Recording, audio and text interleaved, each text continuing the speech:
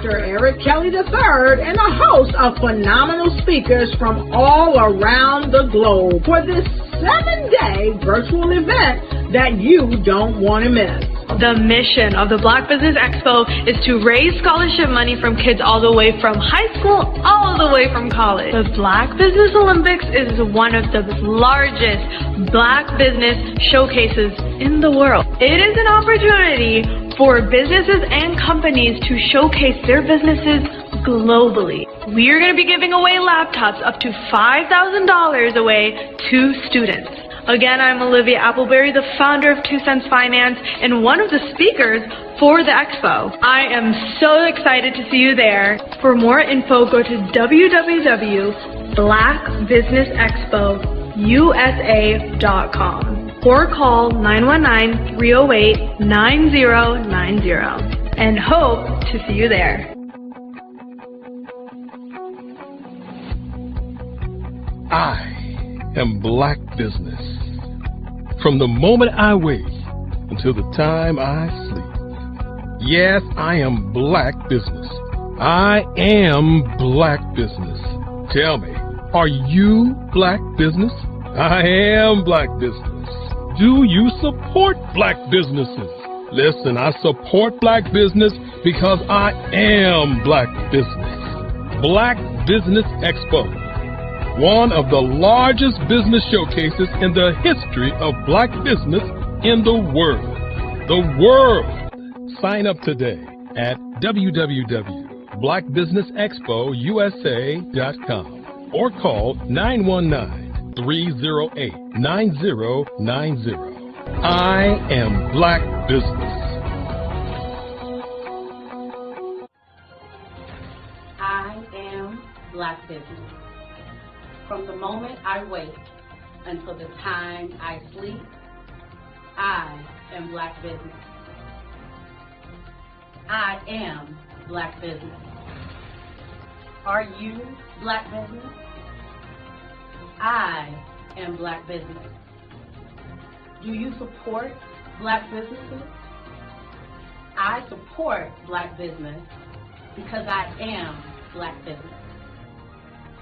Black Business Expo, one of the largest business showcases in the history of Black America in North Carolina. Join Dr. Eric Kelly III and a host of phenomenal speakers from all around the globe for this 7-day virtual event that you don't want to miss. The mission of the Black Business Expo is to raise scholarship money from kids all the way from high school all the way from college. The Black Business Olympics is one of the largest Black business showcases in the world. It is an opportunity for businesses and companies to showcase their businesses globally. We are going to be giving away laptops up to $5,000 away to students. Again, I'm Olivia Appleberry, the founder of 2 Cents Finance and one of the speakers for the expo. I am so excited to see you there. For more info, go to www.blackbusinessexpousa.com or call 919-308-9090 and hope to see you there. I am Black Business. From the moment I wake until the time I sleep. Yes, I am Black Business. I am Black Business. Tell me, are you Black Business? I am Black Business. Do you support Black businesses? Listen, I support Black business because I am Black Business. Black Business Expo. One of the largest business showcases in the history of Black business in the world.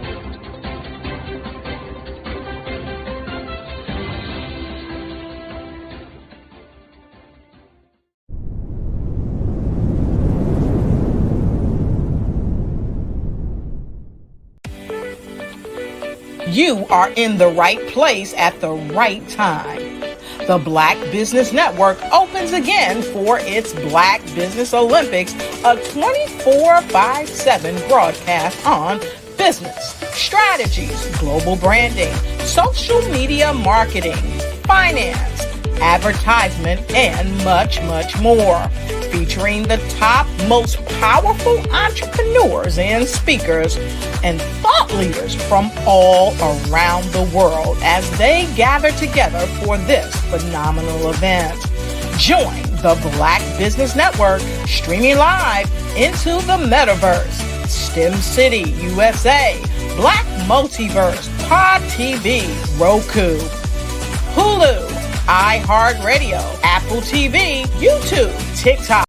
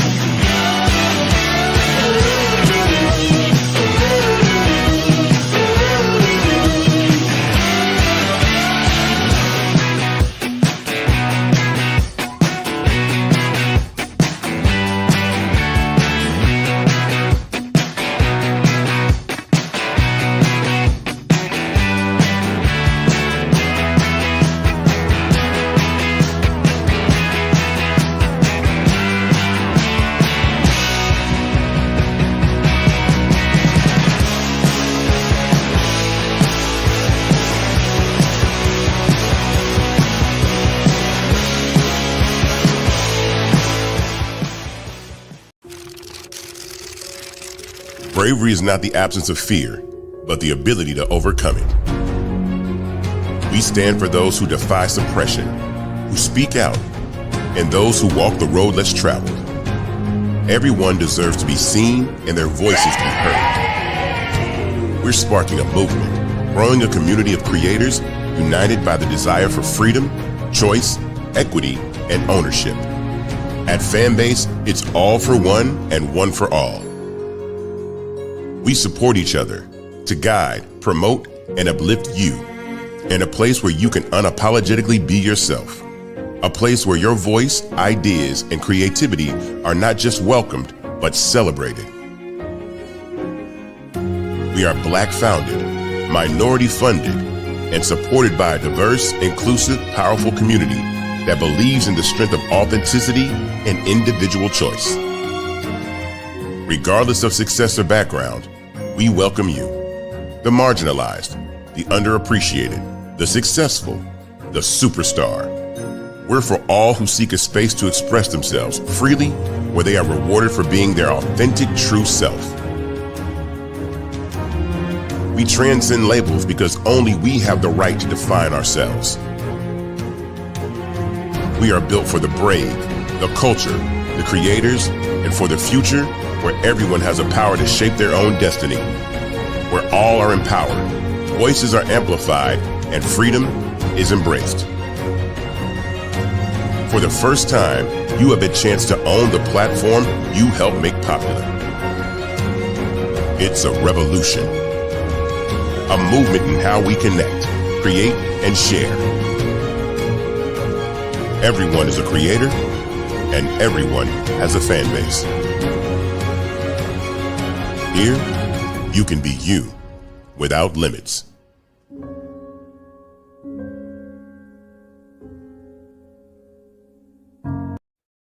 Hey everyone, it's Grant McGaw, CEO of 5-Star BDM and host of the award-winning Follow the Brand podcast and TV series, where I help you to build a 5-star brand that people will follow. My genius is personal brand development through intelligent communication and helping you achieve your business and career goals. I am a requested speaker on digital technology and brand development issues. I want to work with you to increase the value of your current opportunities while attracting new ones. Every one of you is unique, and we all share challenges that can be addressed through smart branding. As a super connector, I work with you as an executive coach to guide you along the complicated business and career development road, providing the enhancement tools and information you need to succeed. Together, I will help you succeed in today's challenging business climate. I will evaluate and measure your progress. Best of all, I am right alongside you every step of the way. Build the brand called you. Genius is coming.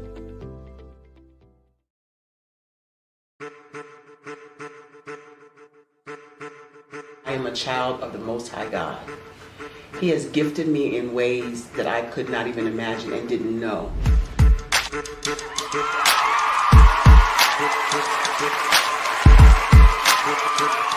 There was a time when I didn't know who I was.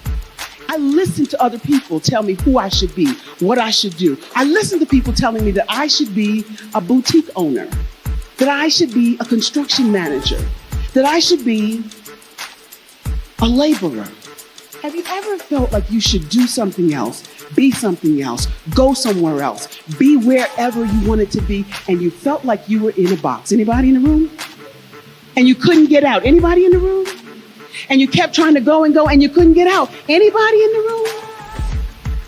But let me tell you, you need to rock the box. Rock the box.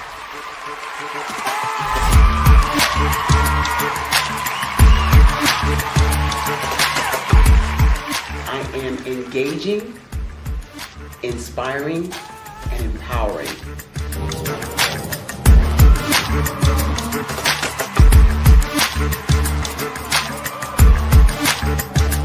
I would give you everything I know.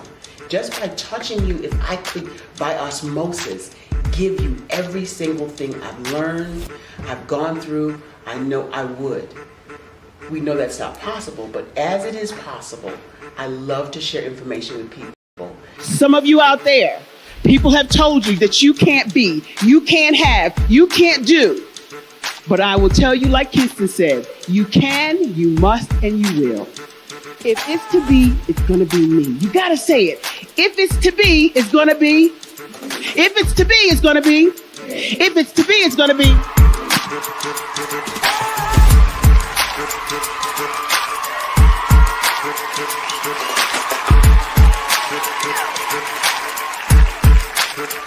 Barbara is because she believed what her mama said about her and not what other people told her. Every day you wake up, when you're in a situation, it's your choice whether it's an advantage or the disadvantage. She gained her confidence and her life, and now she is a testimony. If I can help you elevate yourself, then I feel like I'm elevating my own self as well. What you know and I know together can change the world.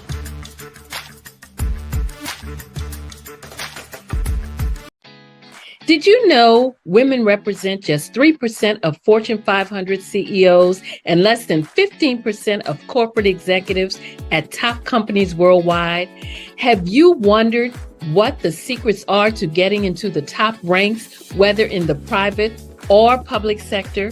Do you want to figure out how to stop being held back in your career or passed over for promotion? Then you're in the right place. Hi, I'm Dr. Madeline Ann Lewis, President and CEO of the Executive Women's Success Institute. I have decades of experience in the military, the federal government, and corporate America. And my mission is to help women succeed and tap into their full potential. I want to reach 1 million+ women around the world to become the leaders they are meant to be.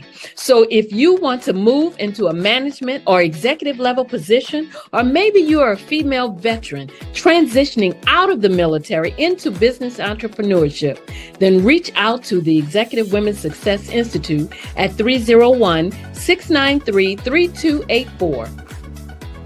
Let us get you on the fast track to success.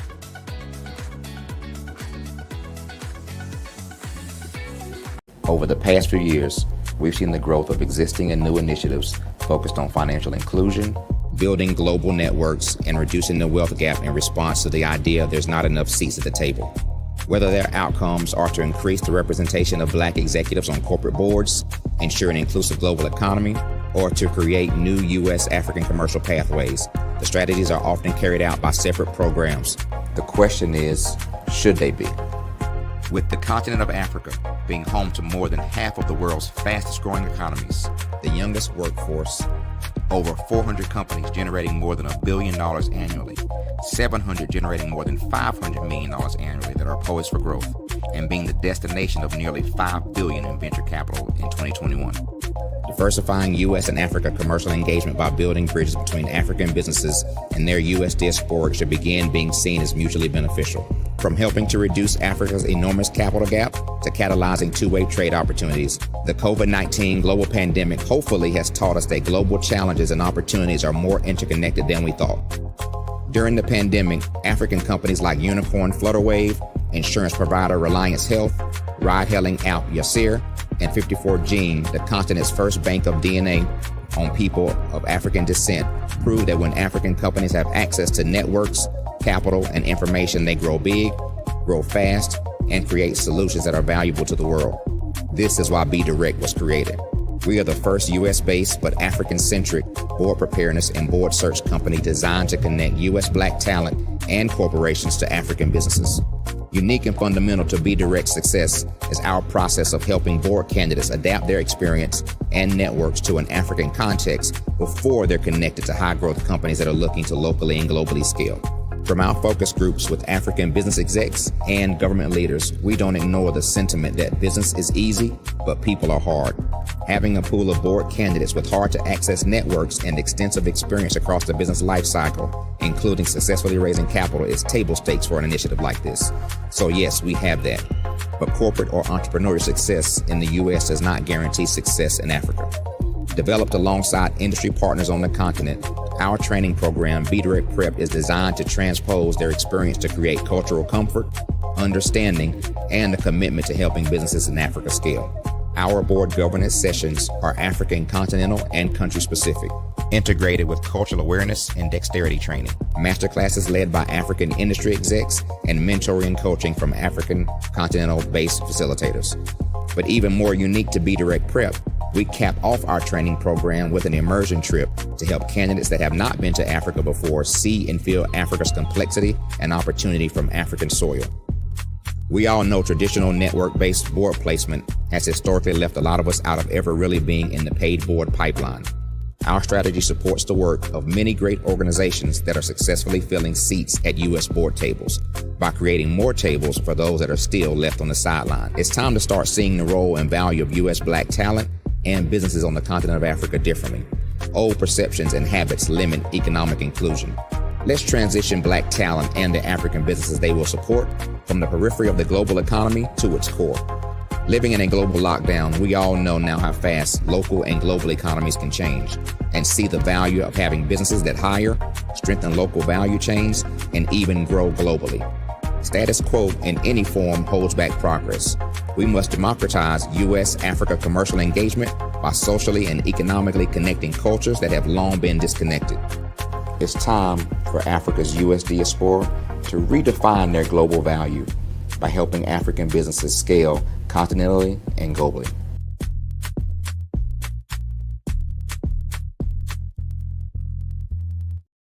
Phenomenal Tanya T. Wise, who is here from the great state of Maryland. Tanya, welcome and thank you for being with us today. Can you indulge our audience a little bit and tell them just a little bit more about who you are and what it is that you do? Well, I love being able to talk to people and have a magnetic attitude, being able to just show them. So I always like to say, level up is Coach at Tanya T. Wise here.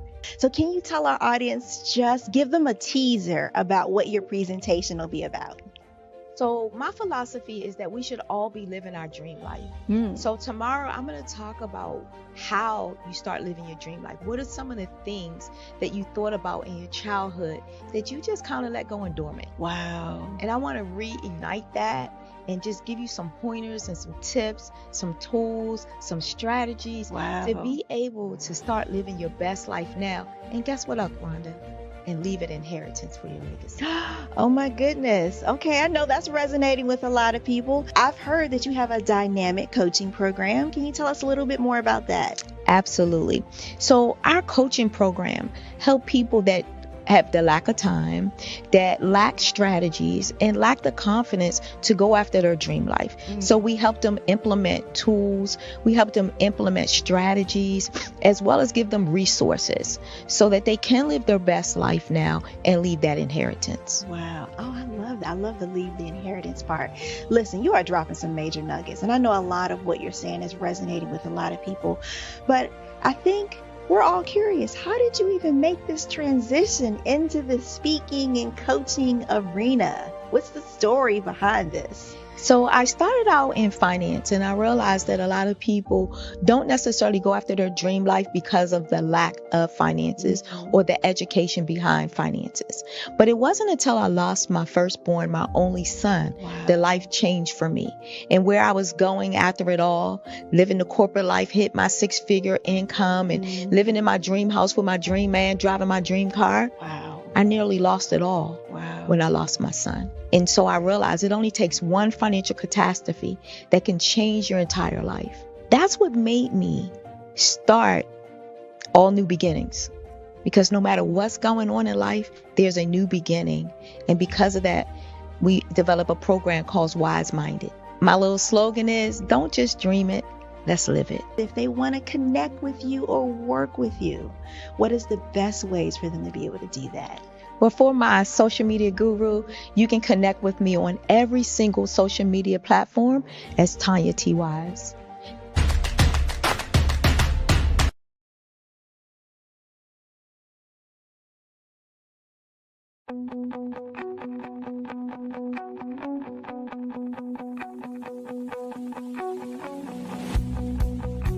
I am Black Business.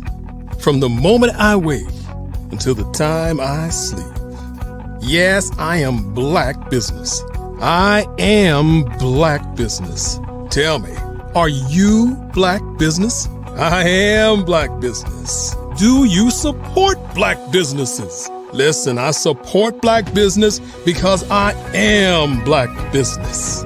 Black Business Expo, one of the largest business showcases in the history of Black business in the world. The world! Sign up today at www.blackbusinessexpousa.com or call 919-308-9090. I am Black Business.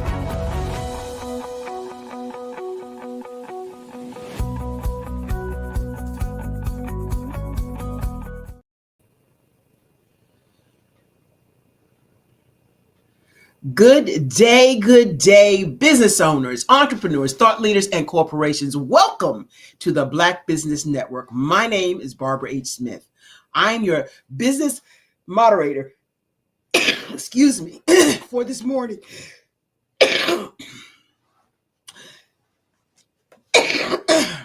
Excuse me. I'm your business moderator for this morning on the Black Business Network. It is a 24-hour business network showcasing Black businesses, business owners, entrepreneurs, and thought leaders worldwide. We have speakers from North Carolina, London, Singapore, Africa, Japan, and cities all over the United States. The Black Business Network is a global community sharing its business knowledge to empower, inspire, and educate businesses about business. This morning, we have a special treat. Dr. Eric A.W. Kelly III is a visionary entrepreneur, acclaimed abstract expressionist artist, and an influential leader in the global business community. As the founder of the Black Business Network and the Black Business Olympics, Dr. Kelly has created transformative platforms that celebrate innovation, entrepreneurship, and excellence in North Carolina. Born in Washington, D.C. and raised in Durham, North Carolina, Dr. Kelly has dedicated his life to blending the worlds of art, business, and community service, creating a legacy that uplifts and empowers others. A pioneer in branding and marketing, Dr. Kelly's career spans over 60 years. Retired CEO of Kelly Worldwide and the director of the Eric Kelly III Museum, he blends his expertise in business strategy with his passion for empowering others. Through his initiatives, he's connected entrepreneurs to global audience, and I am one of those results. fostered economic growth, and inspired the next generation of leaders. Dr. Kelly's dedicated to uplifting the Black community and advancing opportunities for business success, underscoring his legacy as a trailblazer in both art and enterprise. Help me welcome to the platform, Dr. Eric Kelly III. Good morning, Barbara. How you doing this morning? I know people don't understand. They just don't understand what the word commitment is. They don't understand what the word, I said I'm gonna do something, I'm gonna be there. We want to say to you this morning, in light of, what's going on with you this morning, that thank you so very much. Many times people don't say thank you with what I call sincerity, but I want to truly say not only thank you for this morning, but thank you for being a part of this community. When we talk about a global community and we talk about meeting people across the globe, me and you've only met one time. And that was only because you were in my city. Right. And so, yes. And so I just want people to really understand what the Black Business Network is truly about. So this morning is Black Business and the Culture. And when you talk about culture, you want to talk about the things that are going on. Well, genius is common, and I'll see you on the other side. Thank you. And of course, this morning, as we start our day, we're looking at what today really means to you. I want you to think about that today. We've had 5 days talking about different issues of your business, but today is the culture. And so with that being said, I'm going to go to a commercial break and come back and let you kind of get a glimpse of what I do in terms of a business person. Many people out there probably wondering, okay, you're doing the business show, but what about the culture? What does that mean? And so we're going to be talking about Eric Kelly III, the artist. Many times we talk about Eric Kelly III, the businessman, and that's why the Olympics was created, so that people around the globe can not only do business, but meet new people as we continue to look at, pretty much look at the future. And the reason that we do this is for scholarships. The Black Business Expo's mission is to raise funds for high school seniors going to college or K through 12 entrepreneurs. This expo is a fundraiser for students. Please, you may go to www.blackbusinessexpousa.com to donate to the scholarship fund or use the Cash App at $BBXUSA. Our goal is to give laptops and up to $5,000 to 10 students. Students can register online at www.blackbusinessexpousa.com. Every dollar counts. Please donate to the Black Business Expo USA Scholarship Fund.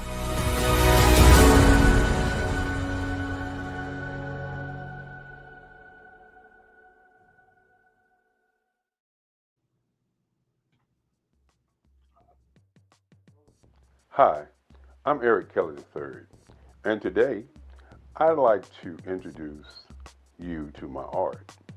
Welcome to the Eric Kelly III Museum, located in Durham, North Carolina. Today we're going to be discussing my art, my journey, and where I'm going next. The past, the today, and the future. When I think about the beginning of my work, I have to go all the way back to when I was about 4 years old. And my grandmother gave me a pen, and I was in church. And I took that pen and I began to draw. And as I was drawing, later on, my grandmother said that the picture that I drew then looked like the choir that was in the church. And so my affinity for utilizing the ink pen to do work still happens today. Now, many times when we begin to talk about art, the question always is, what is the intent? Why do you do art? What makes you an artist?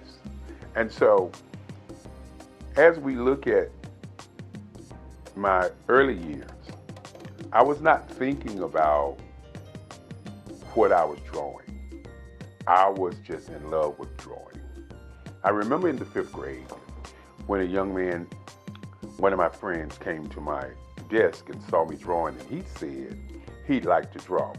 And so I said to him, anyone can draw. Because in my mind as a young kid, my art was just a way of, I would say, expressing how I felt. And so each day I would give him triangles and squares and show him how to draw. And so in my mind, I wanted to be an art teacher. And being an art teacher, I thought I could give back to other young people, other folk, how I felt about art.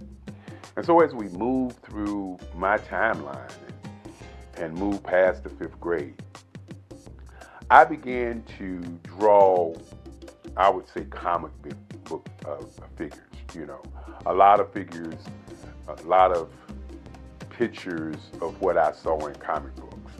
And one of the things that I noticed about me at an early age, maybe it was because my grandmother was a civil rights leader, maybe it was because my great-grandfather wanted me to be a lawyer, and he took me each day from Scarborough Nursery School down to the courthouse to watch what was going on at the courthouse.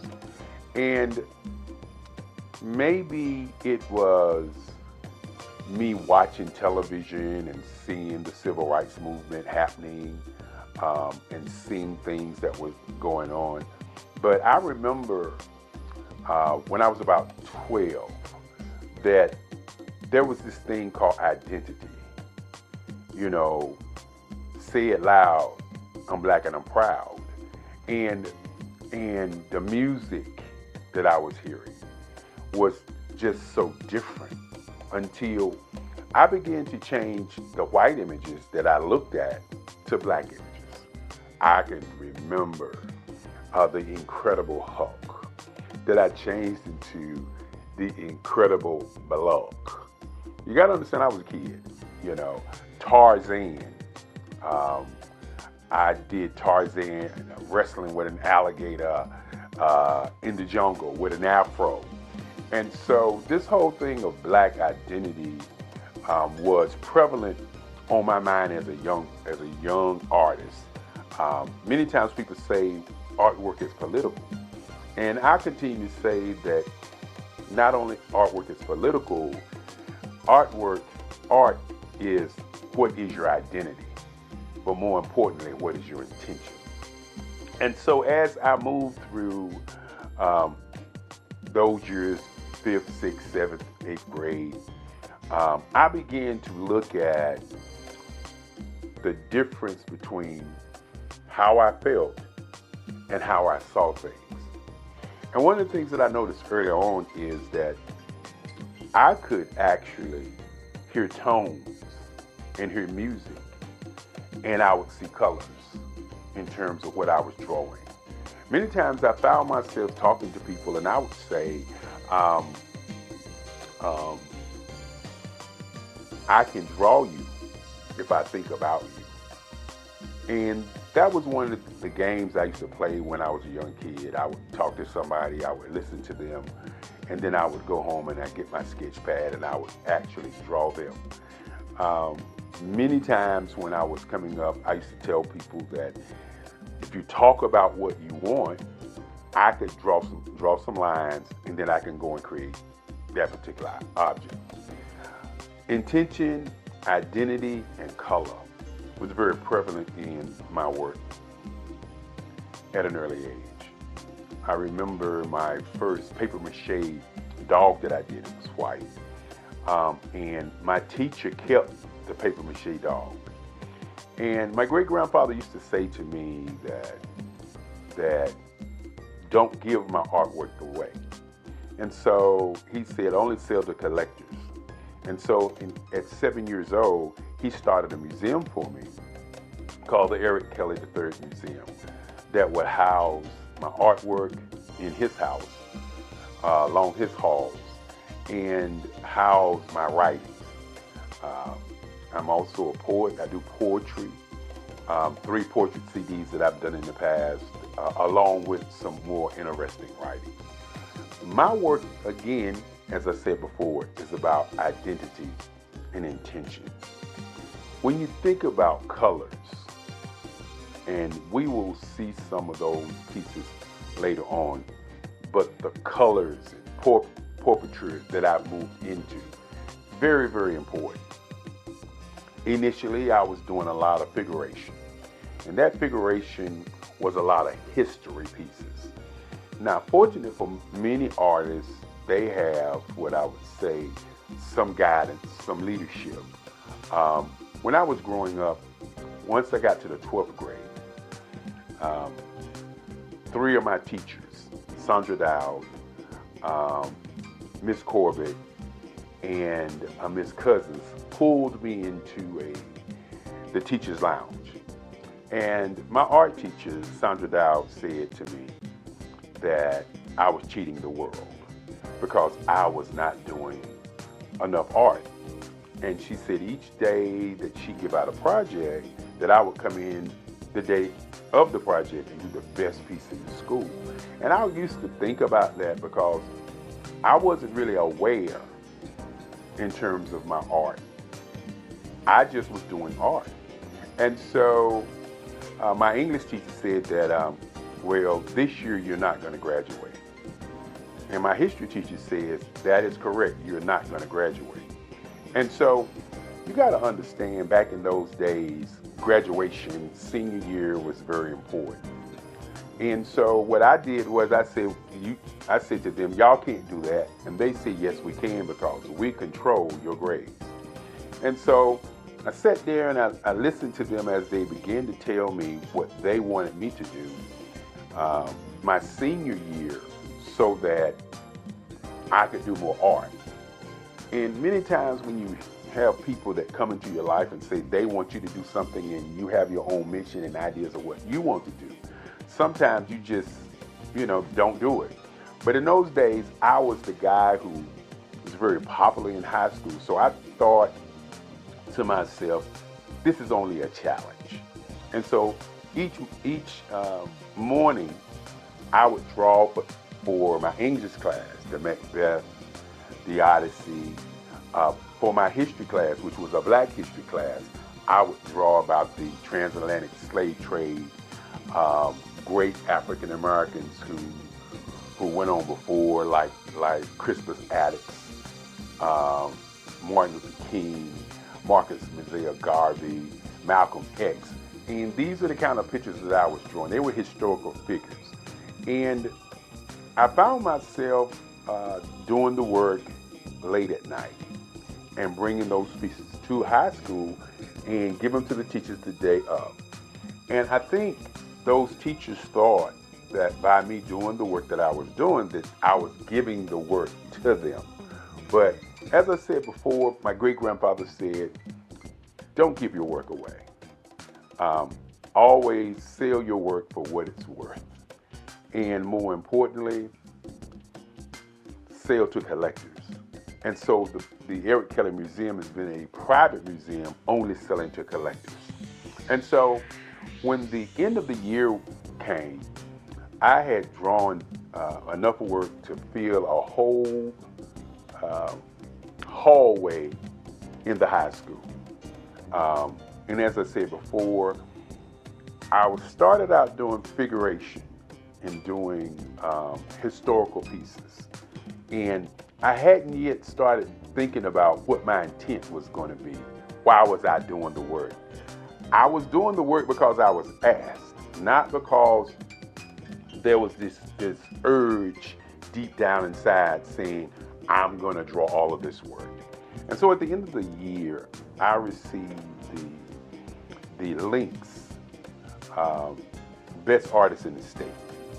And this is what has propelled me to become the artist I am today. I looked at the art award that I received, and I thought about where did I want to go to college. And so I had letters coming to me. I was in the news. I was on television and all these great things. I had these things to happen. And so I had letters coming to my house to go to different schools. And my great-grandfather used to say there are 5 things that you need to think about as you live. He said, number 1 is to think. Number 2 is to sell something. Number 3 is to do research. Number 4 is to be relentless. Number 5 is to have energy in everything that you do. And so I started on my quest for understanding that art was going to be what I wanted to do. And so I did research on the schools in Durham, North Carolina. And for those who don't know about Durham, North Carolina is a space where black people, 49% black people, were engaging in economics everywhere. You know, Durham was the tobacco capital of North Carolina at one time. And so when I was a young man and I lived in Federal Street Projects, I could walk down to Pettigrew Street, not to Parish Street, because Parish Street is considered Black Wall Street now, but before Parish Street, there was Pettigrew Street. And on Pettigrew Street was Service Printing, black man owned it, the Regal Theater, black man owned it, the Barber Shop, WAFR, and the taxi cabs. And I could see black people doing great things right there on Pettigrew Street. And Pettigrew Street was probably about 4 or 5 blocks from where I stayed. I remember going to the Regal Theater, seeing Hercules, all these movies as a young man. But the thing that really impressed me about Pettigrew Street was I saw black people doing black things. And so as I did my research to see where I was going to go to school, I discovered that North Carolina Central University was one of the top schools with black professors. And one of the things that I wanted to do, you know, as a young person is I wanted to go to a school where I could study in the class, and then I also could go to the library and pick their books up and read more about what they were talking about, so I would be immersed into the art. And so at that time, North Carolina Central University did not have an art scholarship program. And so remember what I said earlier about my great-grandfather. He said, think, and then sell, and do research. And so in doing my research and thinking, I said to myself, I want to take my portfolio down and ask them to come to that school for art. Now, many people don't know, and I didn't know at the time, that Ernie Barnes, who is one of the greatest artists who ever come out of Durham, North Carolina, didn't know that Ernie Barnes had gone to North Carolina Central University. That was not, in my mind, something that I knew. I was an artist who was influenced by the people that I knew, not the books that I read, but the people that I actually knew. And so I took my portfolio down to Atlanta Henderson at North Carolina Central University. My portfolio was full of historical art, as I said before, because that's all I was doing. Many times you hear the idea that all art is political art. While I wasn't thinking my art was political, my art was always about identity as a black man, as a black person, as a black entity on the planet. And so I left my portfolio with Dr. Henderson, and a week passed, and they sent me a letter offering me an art scholarship at North Carolina Central University. This was probably one of the greatest days of my life, as my grandmother at the time said to me, She said, well, since you're going to school for free, I'm going to give you the family car. And you know, when you're thinking about your life and how things transpire to get you where you're going, these are the kinds of things that move you to believe in yourself. My grandmother used to say, you can do anything that you want to do. Just stand up for yourself and do it. And so, with that being said, my grandmother gave me the family car, and off to North Carolina Central University I was. And, you know, one of the first heartaches that I would say that I had at North Carolina Central University was the whole I'm on art scholarship. And why I say it was a heartache is because the other students that was in school in those days, they knew I was on art scholarship. I didn't know they knew I was on art scholarship. So when classes began and I was asking the other students about painting, because in high school I had done 3 paintings, hadn't done a lot of painting. As a matter of fact, I was self-taught for my painting. My art teacher, Sandra Dowd, said to me, and I will never forget it, she said, "You an artist. I don't have to tell you what to do. Just take the paint and put it on the canvas and you will figure it out." And that was my first foray into painting. And I did pretty good. I created an abstract, I created a couple other paintings, and I was doing pastels at the time. And pastels was my first love after pencil and ink pen. And so what I did was I utilized my pastel skills as a way of painting.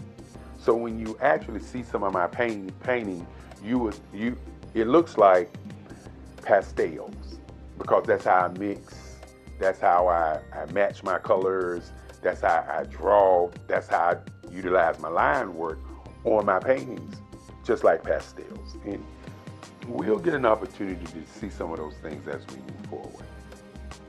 And so as I got to college, I won't ever forget, I was asking a young lady how to paint.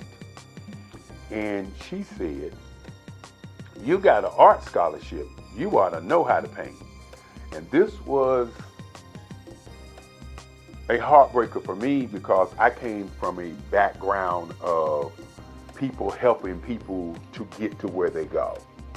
And so with that in mind, in terms of how I was raised, I was never raised to say to people, "I can't help you, I'm not going to help you, you got something, so go do what you do."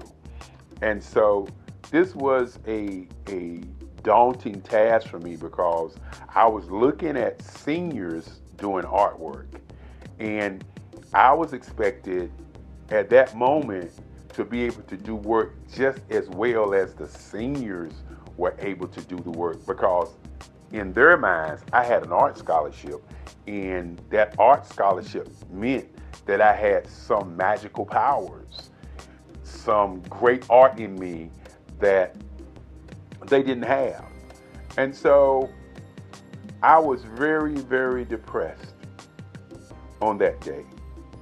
I remember it like it was yesterday, because what I did was, as they laughed at me, as they looked at me with those eyes of, you know, I don't know why you got an art scholarship if you can't paint kind of feeling, I just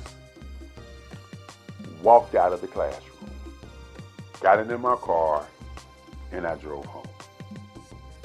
And I sat in my house, my grandmother's house. I sat there and I just thought, why am I going to college? Do I want to go back to college? Do I want to continue this thing called art? I wasn't sure. I just sat there and sat there and sat there.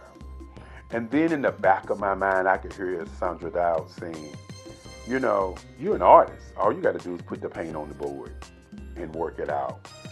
I could hear Miss Corbett saying, when I brought her the pieces of artwork, oh, this is great. I'm going to be able to talk about Macbeth today, and we're going to utilize these pieces. I could hear in the back of my mind Miss Cousin saying, when you look at Eric Kelly, he looks dumb.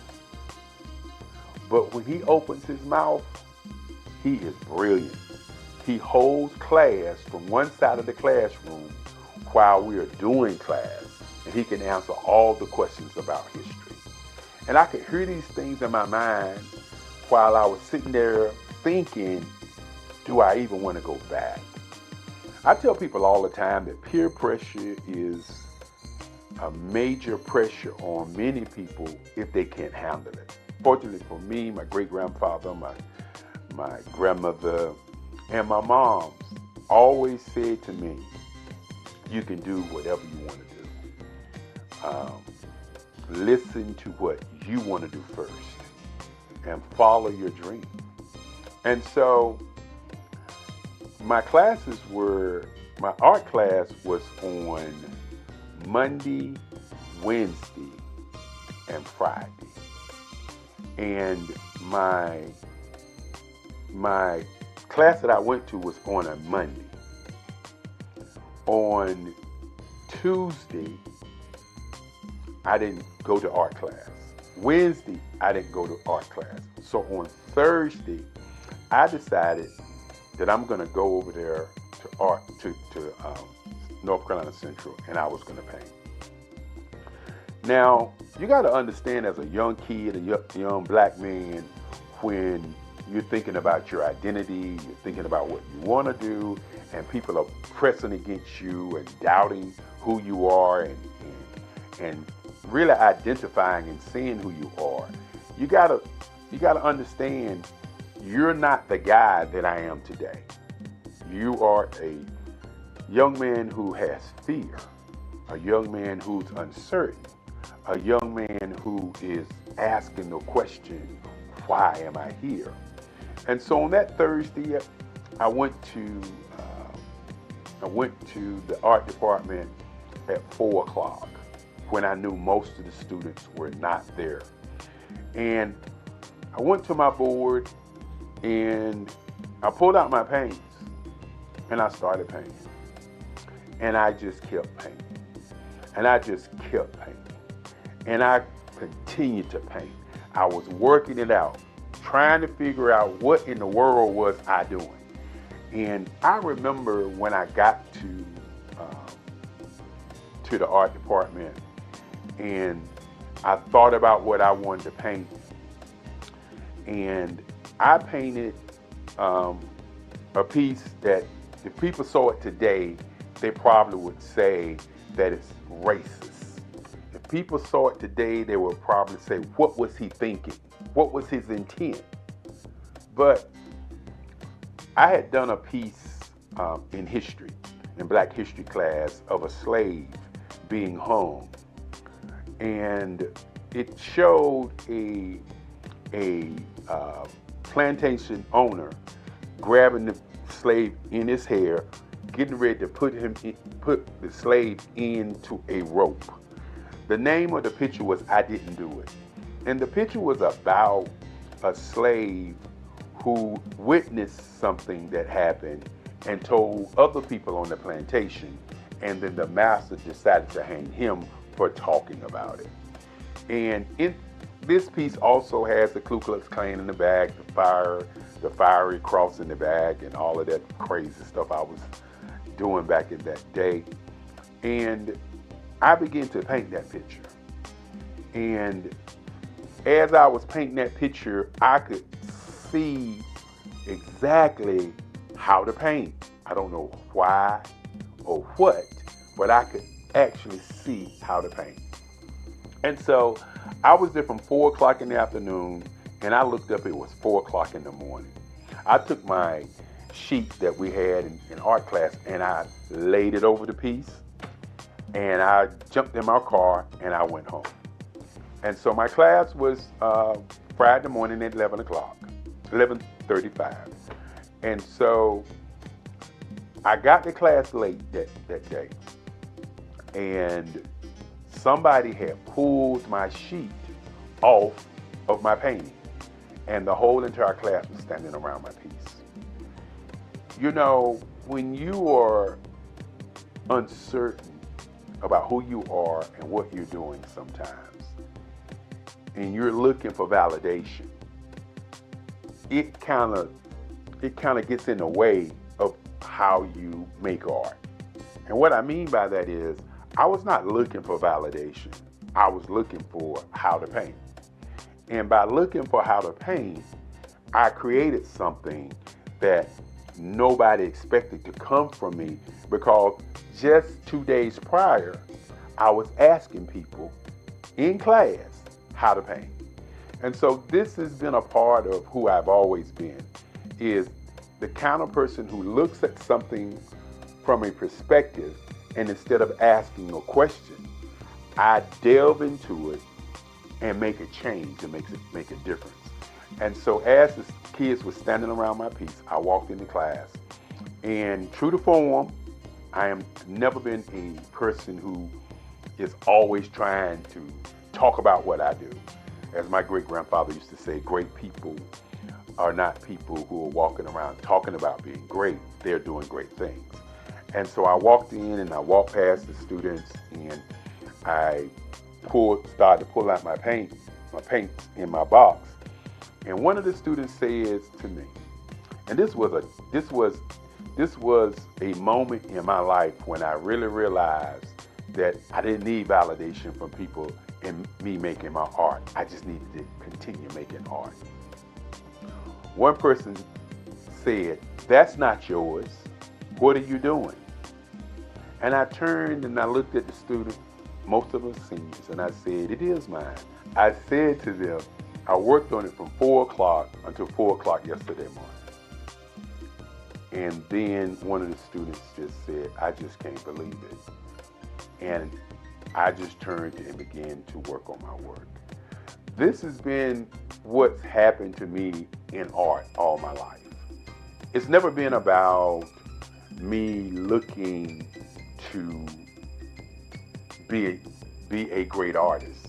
It's always been about, what is the identity? What is the intent? Why do I draw? What about this practice that I have? What about this museum that I have that makes me continue to draw and paint? And so in college, it was very, very interesting after that time as I created my first piece. And then all of a sudden, the other students start asking me questions about how I did it. And that was more important to me than anything else. Not that I did it, but being asked how. And as I said before, I utilize my artwork or utilize my painting as I was doing pastels. Pastels was my first love. And once I got to college, I had to begin to think about what my identity, what I was going to do in art.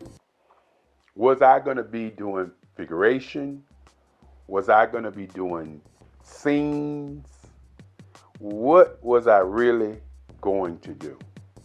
And I remember Carlisle, who was one of my teachers. And Mr. Carlisle, I remember Mr. Carlisle.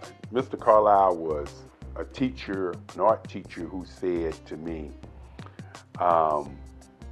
he liked the way I was doing large pieces. And that large pieces was something different from what the other students were doing. And so what I decided to do was to try to figure out what kind of artist I wanted to be. You know, I opened up talking about identity and intention. And I'm going to talk about power and color and emotions later. But what kind of artist was I going to be? And so Mr. Carlisle and Kennedy and some of the other teachers decided that they were going to take us art students to Washington, D.C. and taking us to Washington, D.C. to a art show by an art show curated called 200 Years of African American Art. And you have to understand that in those days, the information that we got was just so powerful. It was not information that we didn't look at the information, but we looked at the information and worked on analyzing why it existed. And so had an opportunity to go to Washington, D.C. There was over 85 pieces of artwork by different artists from all over the world. And that's when I first saw Aaron Douglas. I had known about Romare Bearden. I had known about Ernie Barnes because Ernie Barnes came from Durham, North Carolina. And I knew about Ernie Barnes because of Good Times. And I knew about Ernie Barnes because he went to Hillside, that same high school that I went to. And many times when we were drawing as young kids, we would always get, you trying to draw like Ernie Barnes. That's Ernie Barnes. That kind of like Ernie Barnes. And so my mind was like, I didn't want to be a copy or a duplicate of any other artist, but I wanted to know what these other artists were doing and who they were. And then I ran across a man by the name of Charles White. And this is where my entire existence was shook. Because I believe that art is the expression of how one feels. And we walked into this big room, and on this room was a mural. And this mural looked like I drew it. It looked like my work. Mr. Carlisle said it, Mr. Kennedy said it, and I was looking at it and I was like, how can this be? How can this man's work be like my work? And who in the world is Charles White? And so this was a journey to kind of discover who he was, why he drew the way that he drew, what was the political part of the kind of art that he was doing. And more importantly, in those days, some artists was doing something that they call today super realism. And that's what Charles was doing. Charles was drawing these pieces with asymmetrical lines, and the line work was just so awesome. And so after discovering Charles White, I began to study Charles White. And of course, I was always studying Ernie Barnes. And so I had to figure out what I was going to put in the art canon. Was I going to continue to draw these kinds of pieces like the Charles Whites? Was I going to continue to draw the pieces like Ernie Barnes? And so I talk about intention and identity and what my work really represents. And what I say to many people, that my work represents world peace. That's what my work represents. The colors that I use, the line work that I use. I'll share with you a little bit later some of the pieces and some of the line work that I do. But my work is about bringing people together, having them to see each other without seeing black or seeing white,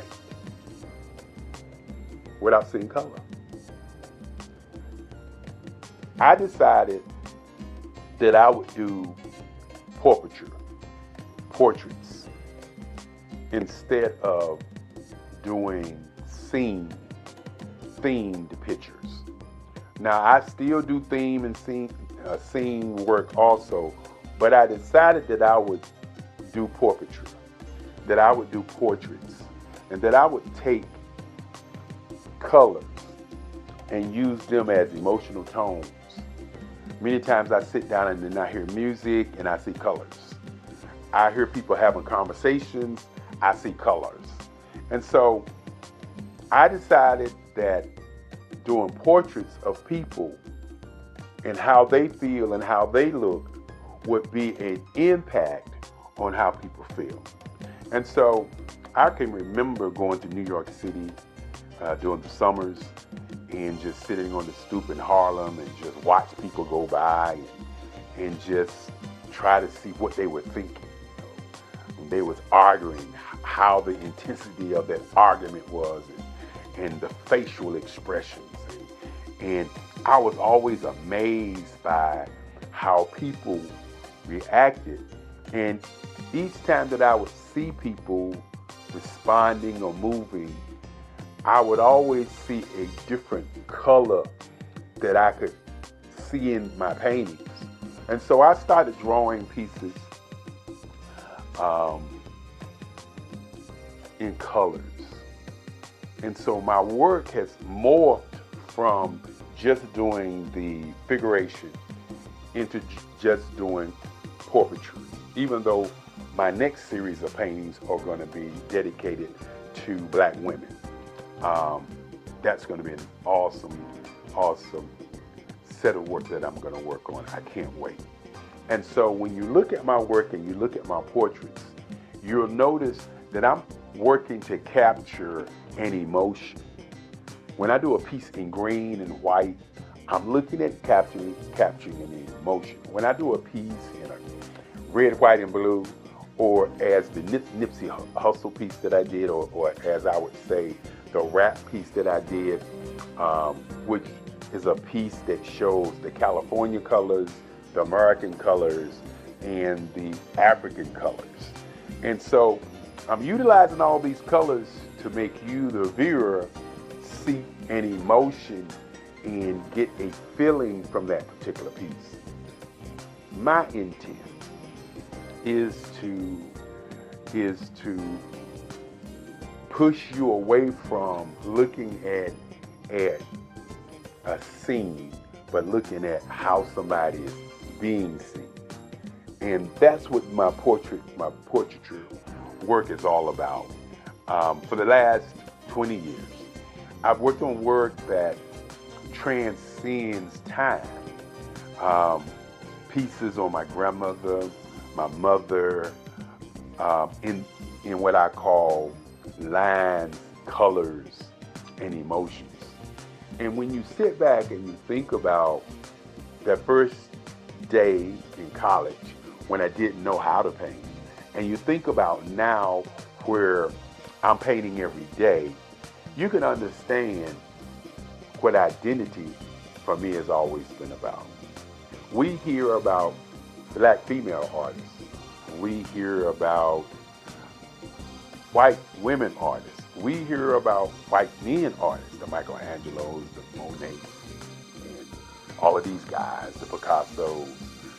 But what we don't hear is about many Black men artists and what is their intent and identity in the Black art canon. I don't want to be revered as a Black artist. And one of the reasons that I moved into doing the kind of work that I'm doing is because I want to be revered as an American artist.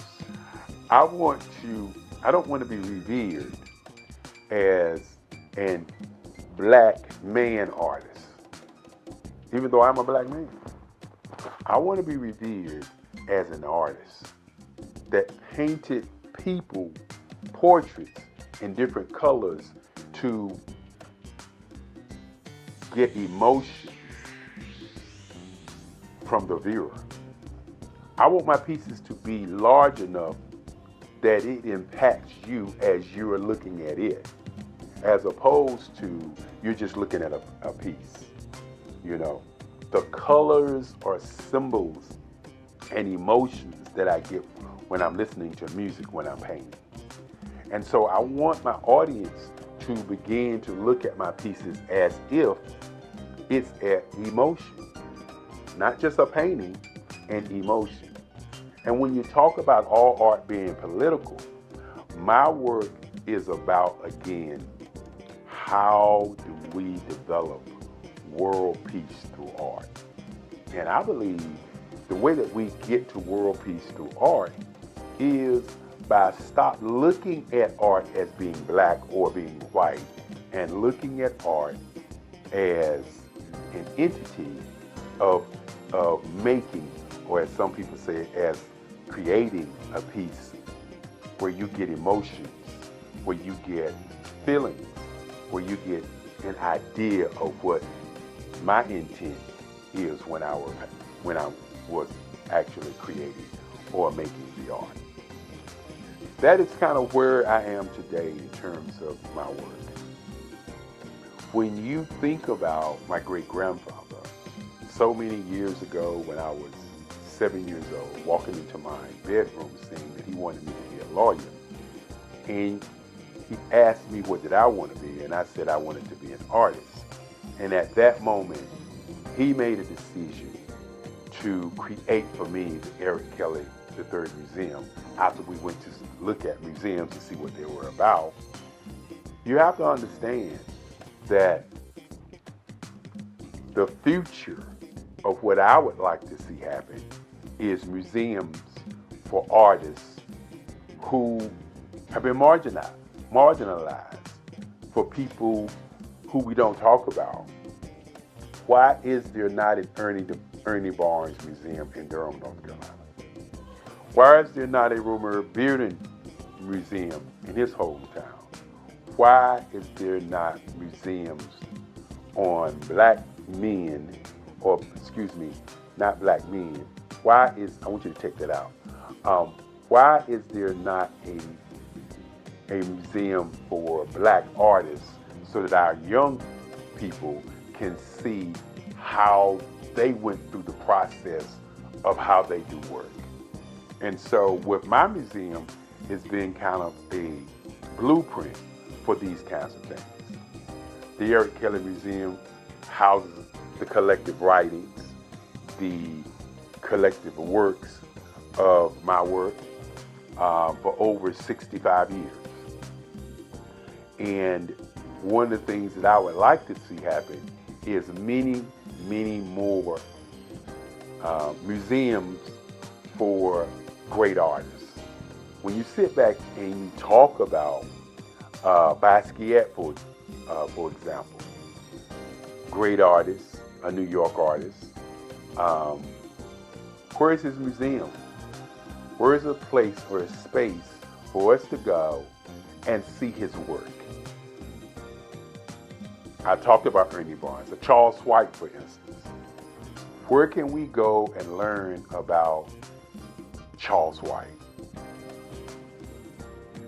Another gentleman, and I could go on and talk about Dickie Wiley, who's doing awesome work, Lisa Butler, who's doing awesome work, Mark Bradford, who's doing awesome work.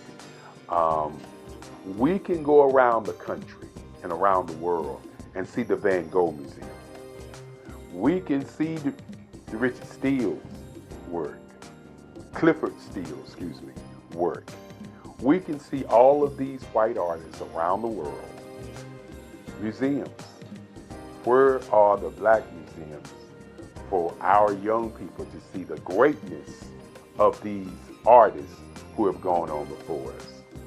You know, I also do photography work, and Gordon Parks was a great photographer. But think about it for a moment. Other than seeing the exhibit of Gordon Parks photography, where can you go and study him, the man? One of the reasons that I'm doing this video is because when you look at or talk about artists, many times we have people to narrate what was that artist thinking about, okay? And what was he feeling about what he was doing? And you don't get the conversation from the artist. The artists don't talk about the line work. The artists don't talk about the color. The artists don't talk about how he got to where he is. It's always somebody else talking about how he got there. Van Gogh, for instance, they talk about him cutting off his ear and sending it to somebody. They talk about the Starry Night piece. From their perspective, they don't talk about But we don't hear Van Gogh say, well, the reason I did Starry Night because I was depressed and I just thought tonight this was a piece. I was studying to do these kinds of things, and this is how the Starry Night happened. We don't get that story. So you really don't know the intent. And so I want to do a conversation about the intent of my work. My portraits, my lines and my colors are put together in a way to pull from you an emotion of how you feel about people on the planet. My pieces are human landscapes. I want you to look at my work and see the lines as the age of the people who I'm painting. When I talk about sitting in North Carolina on my stoop, or sitting in New York City, or going to Chicago, going to New Orleans, going to California, and going to all these different places and watching people, I want you to understand that I'm watching people to see how they move, how they react, how they respond, what makes them them. And so when you see my work, you may see a piece and say, that looks like this person, or that looks like that person, or that looks like this woman or this man.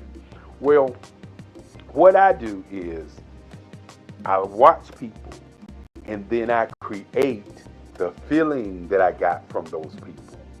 So while my pieces may look like certain folk, in my mind, they are sending out a message of emotion, feelings, and ideas and presence. And that's my intent.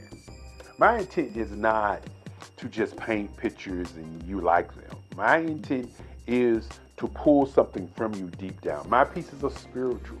The lines sometimes remind you of African masks. The lines remind you of lights and darks. The lines remind you of energy, of hope and presence. That's why I do the work that I do. Now, I could easily do figurative work. I could easily do scenes. But I had to ask myself one question. How do I do something that's going to be different, that's going to stand the test of time and say Eric Kelly III was here? And this was his work. This was his style. This is what he was thinking as he did artwork. And so as you look at my work, my earlier pieces, as I said before, were historical pieces, historical places in time. And then you look at my work now, you'll notice that I've morphed into doing work that brings about that whole emotional feeling from you to the work. And that's where we are today. Art to me is a creative expression of something from nothing. You know, it explodes onto the canvas, or it explodes on in my work. One of the things that I try to do more than anything is I try to just give the lines and the movements and emotions and expressions into what I do. Art really means to me a chance to express how I feel deep down inside. Most of my art begins as a thought that I might have, you know, whether it's sports, whether it's history, whether it's a woman or a man. It pretty much starts as an idea of thought before I get into the actual image of what I'm going to draw. I do a lot of historical pieces. I was a history minor in college, and I love to do history pieces. And a lot of times I'm thinking about history, and then I try to make that history impact you as you look at it. That's one of the reasons I do pictures so large. People ask me, why do I do pictures so big? And I tell them, I want the piece to impact them as they're looking at it. To kind of dominate them, dominate their space. And most of my pieces I try to do off page. I don't try to do anything that's going to be in those four corners or in a square. And I want your imagination to be a part of the piece that you're looking at.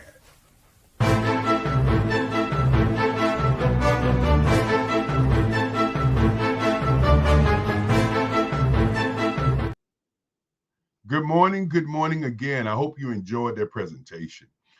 It was a presentation that is long overdue as we look at the future. When you begin to think about your life and think about what you want to create with your life, you must stop listening to the noise. The noise says that you can only do one thing. The noise says that you can only focus on one dream. The noise says that you can only be in one place. But as we've learned today and all week, that we can be all around the globe with the speakers that we've had on this network. We also learned today that the talent that you have need to be shared. Because if it's not shared, then as my teacher said, you're cheating the world. So this morning, I wanted to give that presentation on Black business and the culture so that you could see another side of what I do.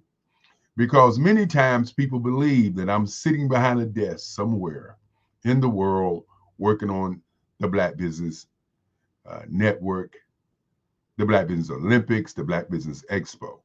But because I believe that each one of you have greatness inside, that you can do multiple things, I wanted to share with you what I actually do each and every day, and that's paint.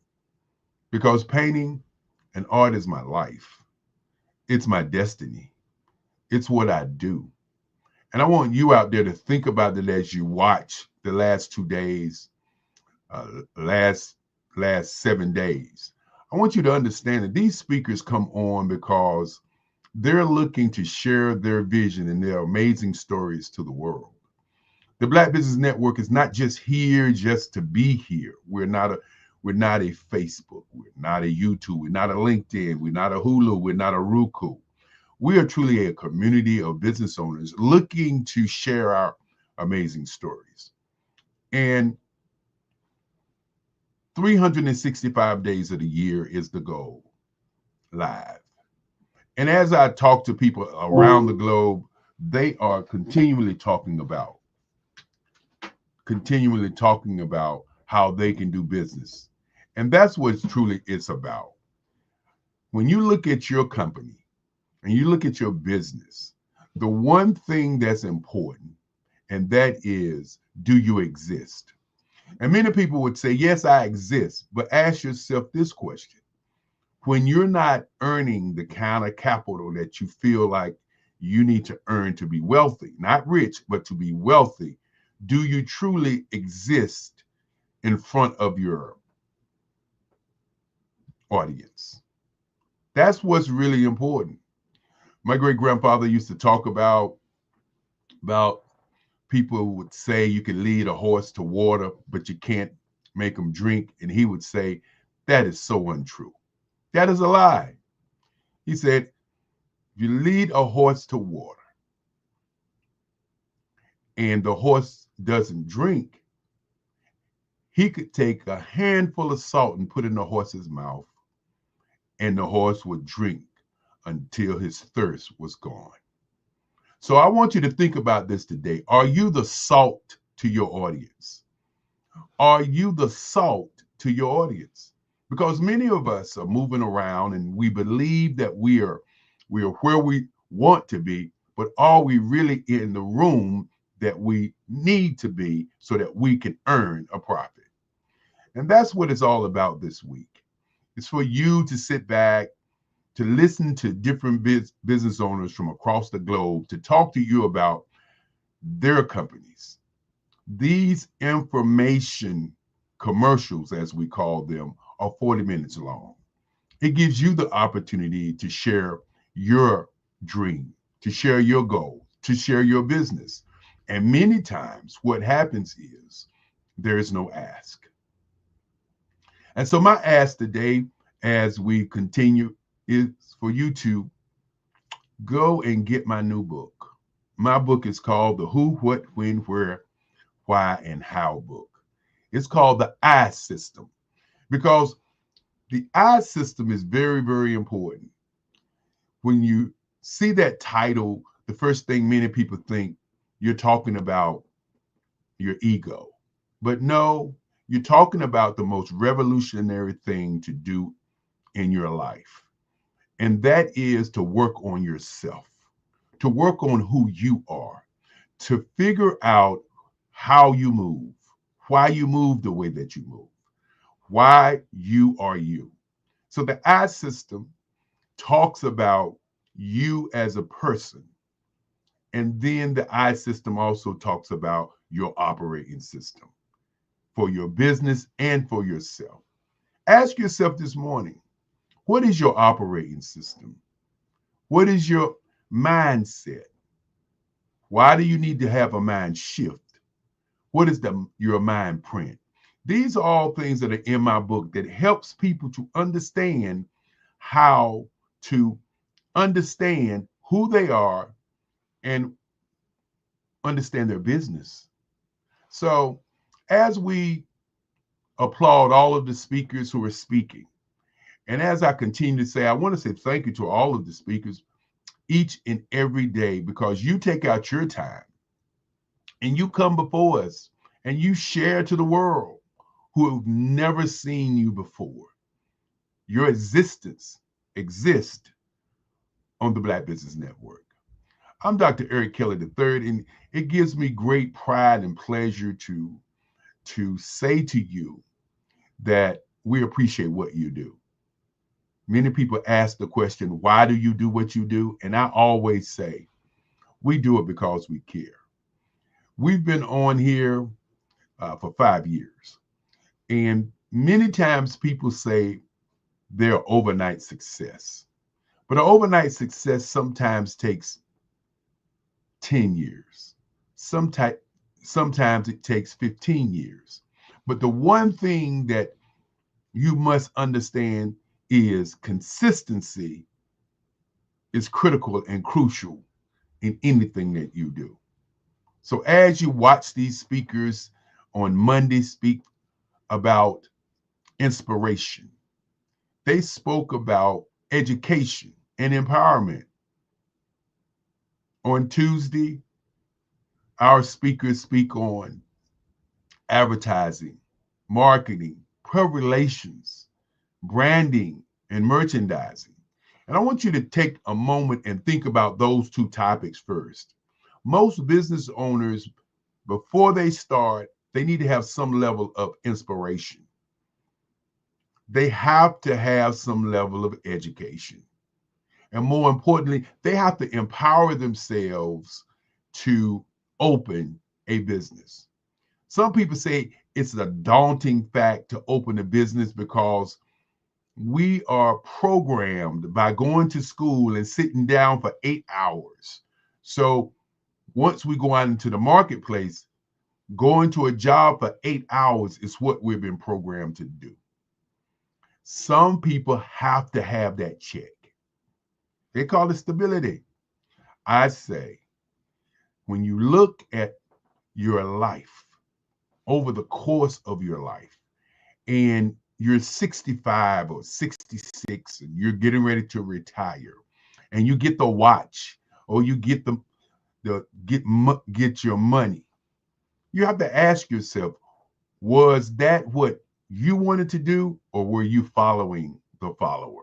Which means, were you just got a job because everybody was getting a job?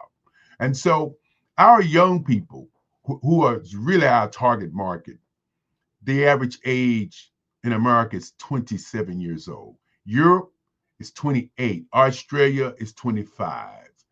The average age in South America is 28, but the average age in Africa is 14. There are 2 billion Black people on the planet. Yes, and 1 billion of those Black people are in Africa.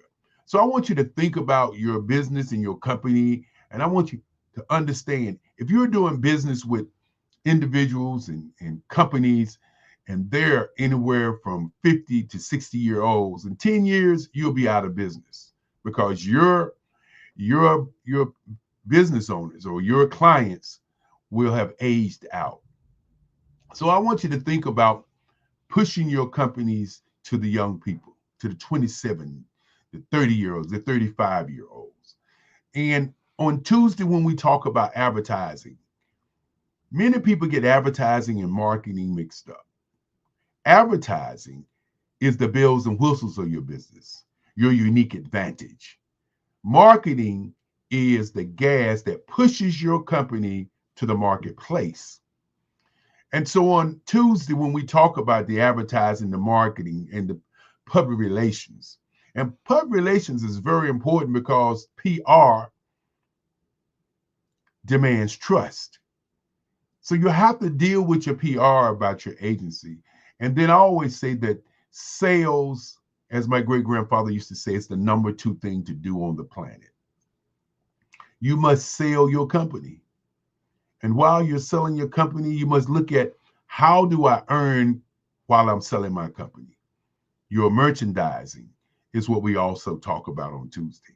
On Wednesday, we talk about 64 ways to do your business on social media. Now, why is that important? Well, when you first start out your business, many times people don't have cash flow.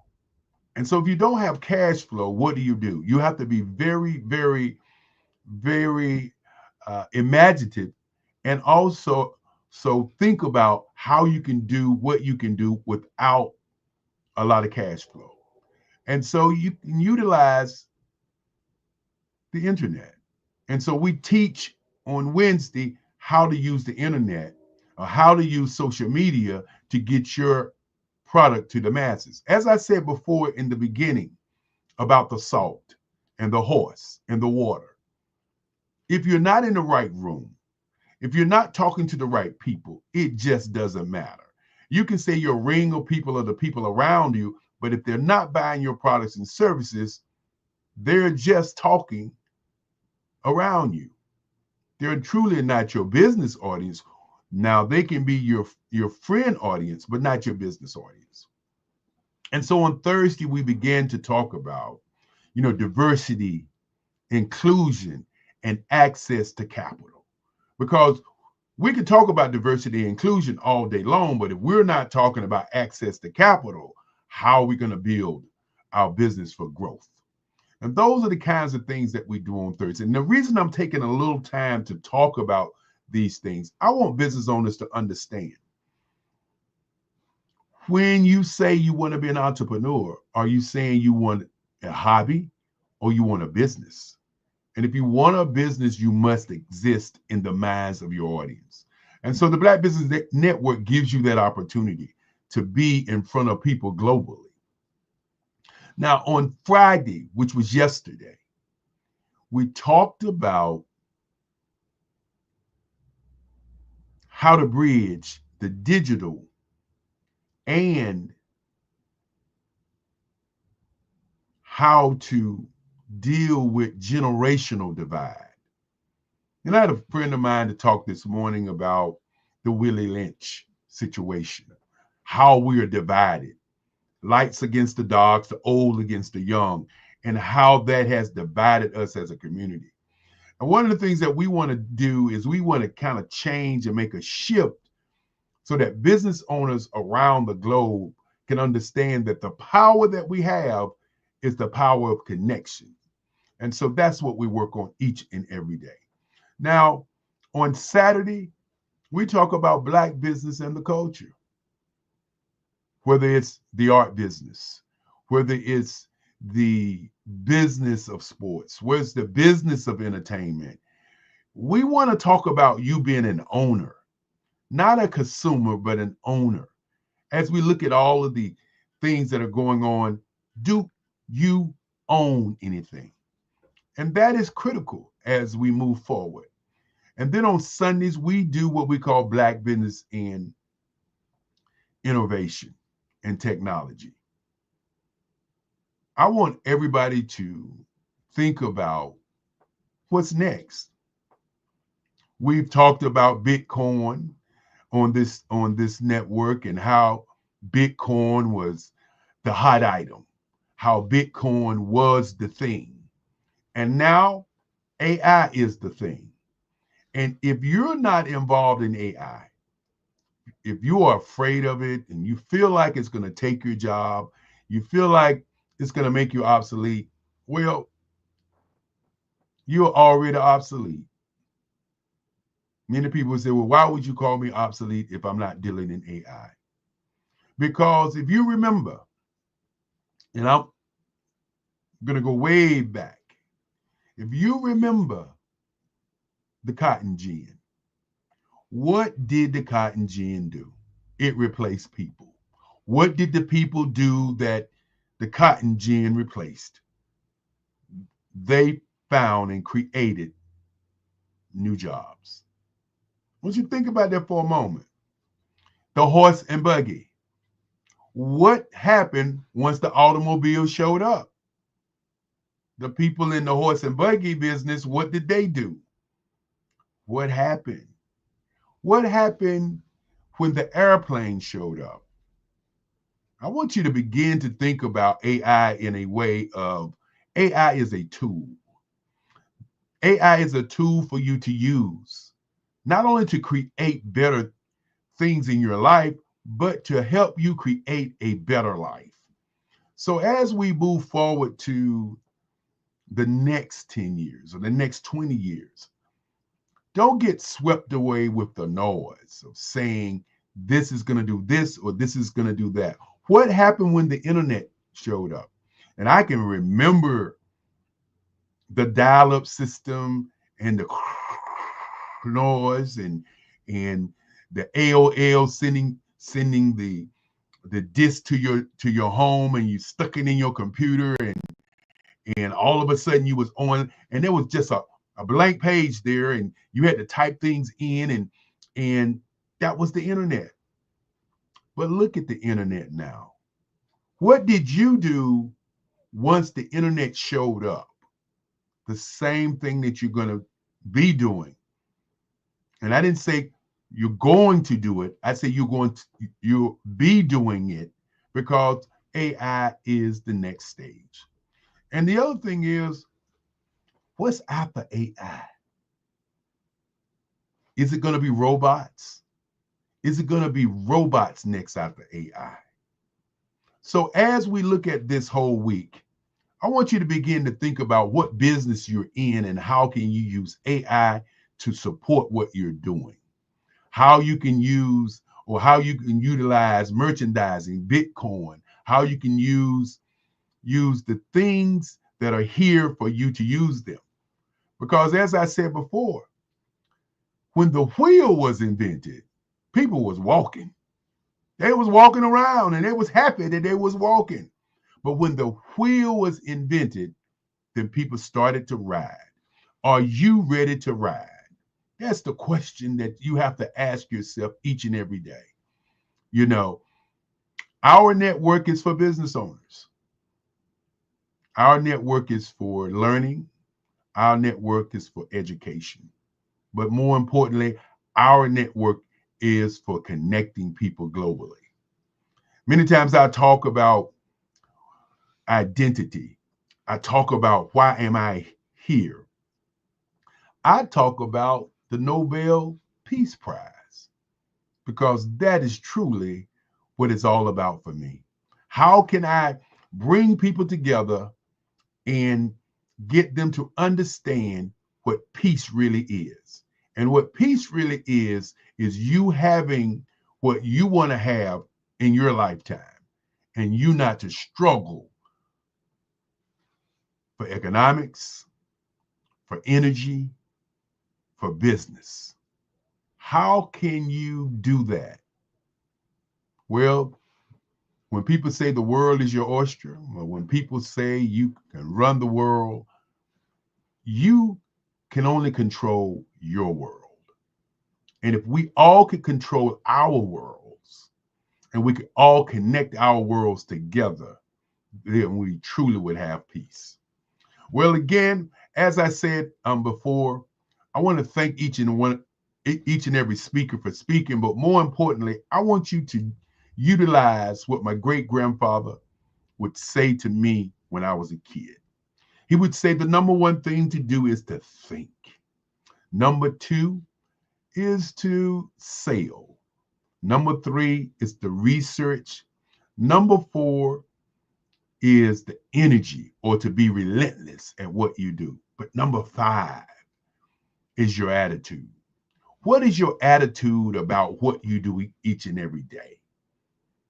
And I would truly say that these things have been the principles and the things that I have leaned on each and every day to ensure that consistency to do what I do to change the world. When you saw the colors earlier in the first piece, you will notice I don't want you to look at me as a Black artist. I don't want you to look at me as a Black business person. I want you to look at my art as in colors to see and feel the feeling that's coming from the art. I want you to see a Black man painting. I want you to see the colors, because the colors and the pieces that I utilize is to affect your emotion and how you feel. And that's the most important part, as I always say, of what I do. You know, as we get ready for our next speaker, I want you to understand that when you are doing work, one of the things my great-grandfather said, and the reason that the Black Business Expo exists is to raise scholarships for kids. He used to say, if you don't value your value, then your value will not be valuable. I want to say that again. If you don't value your value, then your value will not be valuable. You should think about that this morning as you get up, as you see this broadcast. You know, many times I don't show up on the broadcast early, but this morning I thought it would be great to not only share some of my work, but more importantly, to talk about Black business and culture. And I want you to remember this. A question is never mad with an answer. An answer is never mad with a question. So what is the question about who you are today, what you're going to do today, where you're going today? Because if you do not connect with people around the world, how can you get where you're going? Most people don't make it because they don't know. I'm going to say that again. The people who make it know something that you don't know. So most people don't make it because they just don't know. And how do you know? By doing research. How do you know? By being relentless. How do you know? By your attitude and how you address the things that you don't know. You know, I am always humbled. And I'm always sitting back watching the business owners talk about their stories. And I say to myself, you know, this is an opportunity for you to give, for you to share, for you to talk to people who don't know you exist. And that's what it's all about for us. And as we continue to say, genius is common, and I will see you on the other side. But before I do that, I'm going to bring back our host. I'm going to bring back our moderator. I'm going to bring back Barbara. I'll start to say Dr. Barbara H. Smith. It's in the wind. I know it's coming, but I want to bring back our host, and so that you can really see when I talk about a shining star, when you talk about the universe, you know, sometimes you vision the moon, you vision the solar system, but in the universe, there's stars. And if we all could be bright as our star is, then we all can make it to another level. Hello, Barbara H. Smith. How you doing? The celebrity speaker trainer, no less. I am great and grateful today, sir. I was listening to you talk about one of the statements that I take from you all the time is, if you don't value your value is not valuable. I use that statement. I give you credit, but I use that statement all the time because, you know, you and I go back a few years. I think about 4. Okay. 4 years when we first met. I was at the Black Mastermind Group. Mm-hmm. And there's so many things, so many nuggets that you have offered and opportunities that you have offered to so many people. And I am just one of those people that you offer opportunity to share stage with you and to reach audiences around the world. And so what I'd like to share is when you are prepared for opportunities when they open are available to you, because there's opportunities everywhere. But are you ready? Are you prepared? And so one of those opportunities was with Dominique Milton. Another opportunity was with Douglas Aza. Another opportunity was Fran Harris. You know, so many people I have met from being available on the Black Business Expo. So I want to thank you personally for all that you do for not just me, but worldwide, leaders worldwide. And I would not have met Geniuses Common, my good friend Bruce George, now a good friend. So there's so many people that come across this platform, and so many people who have insight, talent, gifts, and they're cultivated by showing up and showing what their unique and specific gift is, because we all have them. We just don't always shine or show what they are. So thank you again, Dr. Kelly, for having me on the show. Well, I remember when we first met again, and we was having a conversation, and your mentor was very, very interested in the things that you were doing. And I said, when you going to Africa? He's doing Africa? And you said, yes, he's doing Africa. And I said, well, you should be going to Africa. And you said, I have not been asked yet. I said, well, let's invite him to the network. And we invited him to the network. And I think what people don't understand is when people see you in a different light, the light changes in their mind. And he saw you in a different light. And once he saw you in that real light, in your real talent for what you were doing, you were off to Africa. And off to Africa has opened up many, many new doors for you.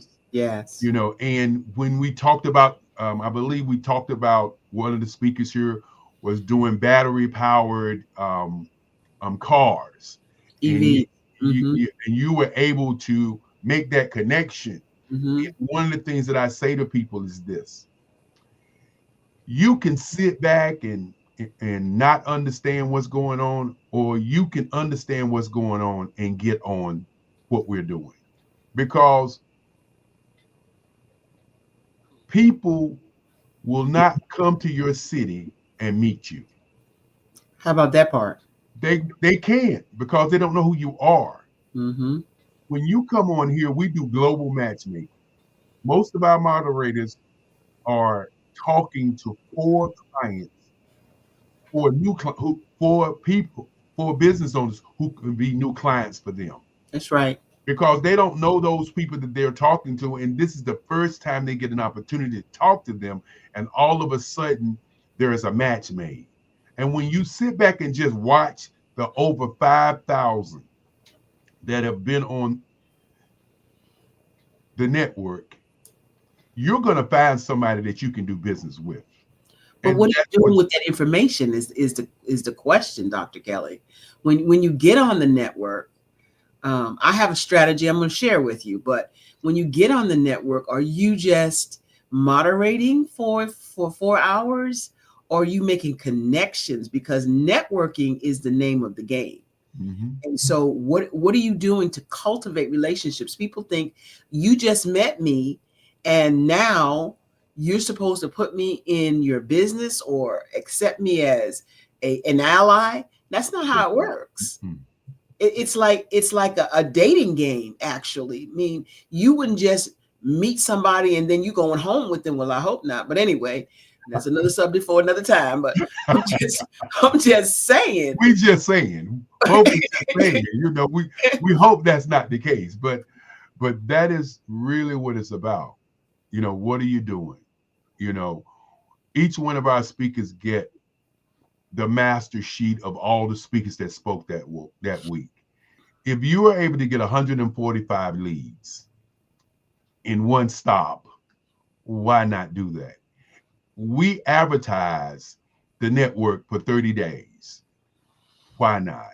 We do our part on our side to help you get where you want to go, because AI is here, as I said before, and time is moving very rapidly. Are you prepared for the rapidness of AI in your life? Because I told one quick story. I'm gonna get out of here. I told one friend of mine, it took me 8 years to get back to them after our first initial consultation when I was running my advertising agency. And the lady saw me 8 years later and said she wanted to talk to me. And I went to her office and she said I didn't send her any customers. And I said to her, I run an advertising agency. I said, people pay me to send you customers. I said, you want me to meet with you again. You have no budget, but you want to chastise me because I didn't send you any customers. And this is the kind of thing that we as Black businesses have to stop. You know, it costs. It really does. Whether it's time or money, it actually costs. We must begin to understand, if we represent, think about this for a moment, if we represent the fourth or fifth nation in the world in terms of money in North America, why don't we connect to other people around the globe to do business? And that is what it's about. Yeah, and it used to not even be a thought to do that. But the one thing the pandemic did for us was break down all of those geographical boundaries. Mm-hmm. So now you don't have to do business in just the 52 states. You don't have to do business in just North America. Business is done around the globe. And if you're not ready, or your mindset is not ready to receive that and to go in a global method, go to a global mindset, then you're going to be left behind. That fact and technology mm-hmm. is moving us so fast that you've got to try to keep up. It's just so much going on. And you mentioned AI a few times, and that's kind of my newest flavor. ChatGPT prompting is what I'm expert at now, and it can do so much. The free version, of course, I pay for a version because I use it all the time for comparative analysis, for research, for design of ideas. It's just mind blowing that people haven't even heard of it. I teach at the university, and I had the occasion at the end of the session to introduce it to some of the students, and they were like, where has this been my whole life? I'm like, where have you been? There you go. It's been available. And so a couple of them asked me, can we just leave now? I said, why are you leaving? We need to go home and get to work. We have some things that we can do. And so I say all that to say, our community is getting left behind as a whole when it comes to this technology. And I implore you to at least go out and play with it, find out it's free. All you have to do is go to chatgpt.ai and just select it and ask it a question. We ask Google all the time. Why not? And Google's using AI, by the way, if you didn't notice. Gemini, I believe it's Gemini that they're using. And the Gemini that they're using is layered on top of ChatGPT. And this is really, serious business. It is. Because at the end of the day, where do you want to be? Where do you want to go? It's not going away. Remember people said, and I remember this, and I was in that group. I'm not putting my credit card on the internet. I am not. No.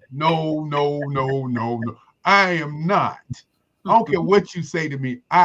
Eric, no, we're not doing it, Eric. We're not doing it. But look at today. We put our credit card on there and don't even think about it. And you know what's funny about that statement? Is not funny, but it's a mind-blowing, is that I heard a statistic that only 8% of money is paper anymore. And so if you don't have a digital means to pay, you might not be able to pay. And that is, and that's real talk, because the cryptocurrency is another situation that we are really not thinking about. Now, we watch the news as the cryptocurrency had a crash. So they had a crash. Did they destroy cryptocurrency? No. They had a crash. Are they stopped using cryptocurrency? No. Okay, what happens when you wake up and all money is digital money? Right. What happens when you wake up and you decide to order some food online and ChatGPT comes up and says, you can't order that food because you got high cholesterol. You can't order that food because you have a health issue. And then you ask them, well, how do you know? I've checked your health records. Well, I bought some medicine last week. No, you didn't buy medicine for your high cholesterol, your high blood pressure yesterday. You bought it 3 months ago. Okay, now what do? Okay, this is the future. So this is the now, okay? You're absolutely right. This is the now. Because at the end of the day, we have to begin to look at the future as today. And with that being said, I know you're going to do the mission and everything. And I'm going to say, as I always say, looking at the time, genius is common. And I will see you. I will see you on the other side. Thank you, Dr. Kelly. The Black Business Expo's mission is to raise funds for high school seniors going to college and K through 12 entrepreneurs. The expo is a fundraiser for students. You can go to blackbusinessexpousa.com to donate to the scholarship fund or use our Cash App. It's at the bottom of the screen, $BBXUSA. That's $BBXUSA. Our goal is to give laptops and up to $5,000 to 10 students. Students, you can register online at blackbusinessexpousa.com as well. Every dollar counts, so we want to remind you to donate to the scholarship fund. Thank you, Black Business Expo USA sponsors for November 2024. NC100, Suede Soul, Carolina, Virginia Minority Supplier Development Council, Step Management, Margie McLean Foundation, Genius is Common, Executive Women's Success Institute, The Quality Coaching Company, Superwoman Business Services, Creative Force Studios, Lee Entertainment, Black Business Olympics, Artistic App Design, BHS and Associates, Banks Law Firm, and Black Business Expo USA. Genius is common, and I'll see you on the other side.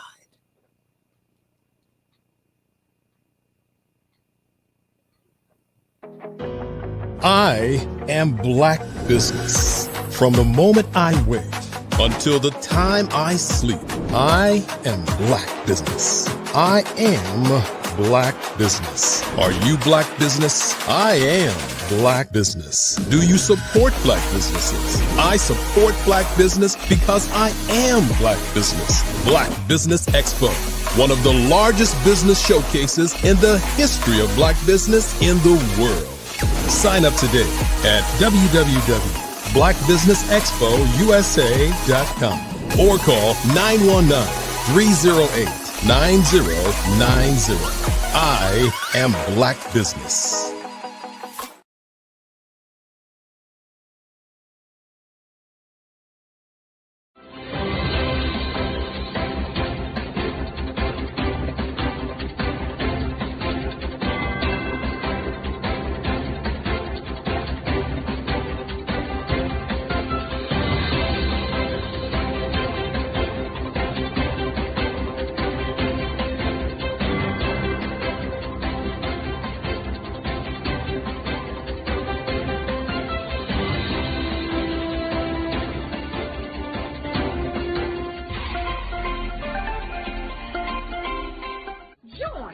Dr. Eric Kelly III and a host of phenomenal speakers from all around the globe for this 7-day virtual event that you don't want to miss. The mission of the Black Business Expo is to raise scholarship money from kids all the way from high school, all the way from college. The Black Business Olympics is one of the largest Black business showcases in the world. It is an opportunity for businesses and companies to showcase their businesses globally. We are going to be giving away laptops up to $5,000 away to students. Again, I'm Olivia Appleberry, the founder of 2 Cents Finance and one of the speakers for the expo. I am so excited to see you there. For more info, go to www.blackbusinessexpousa.com or call 919-308-9090 and hope to see you there.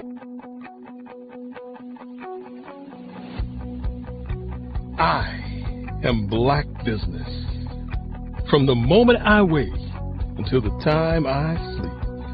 Yes, I am Black Business. I am Black Business. Tell me, are you Black Business? I am Black Business. Do you support Black businesses? Listen, I support Black business because I am Black Business. Black Business Expo.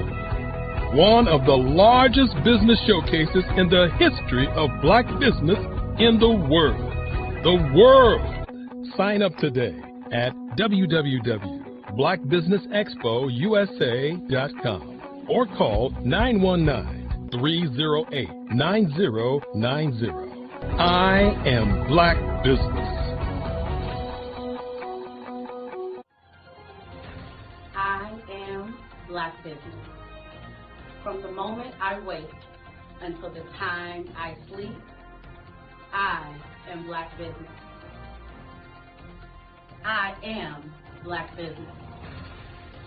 Are you Black Business? I am Black Business. Do you support Black businesses? I support Black business because I am Black Business. Black Business Expo, one of the largest business showcases in the history of Black America in North Carolina. Join Dr. Eric Kelly III and a host of phenomenal speakers from all around the globe for this 7-day virtual event that you don't want to miss. The mission of the Black Business Expo is to raise scholarship money from kids all the way from high school, all the way from college. The Black Business Olympics is one of the largest Black business showcases in the world. It is an opportunity for businesses and companies to showcase their businesses globally. We are going to be giving away laptops up to $5,000 away to students. Again, I'm Olivia Appleberry, the founder of 2 Cents Finance and one of the speakers for the expo. I am so excited to see you there. For more info, go to www.blackbusinessexpousa.com or call 919-308-9090 and hope to see you there. I am Black Business. From the moment I wake until the time I sleep. Yes, I am Black Business. I am Black Business. Tell me, are you Black Business? Black Business Expo. One of the largest business showcases in the history of Black business in the world.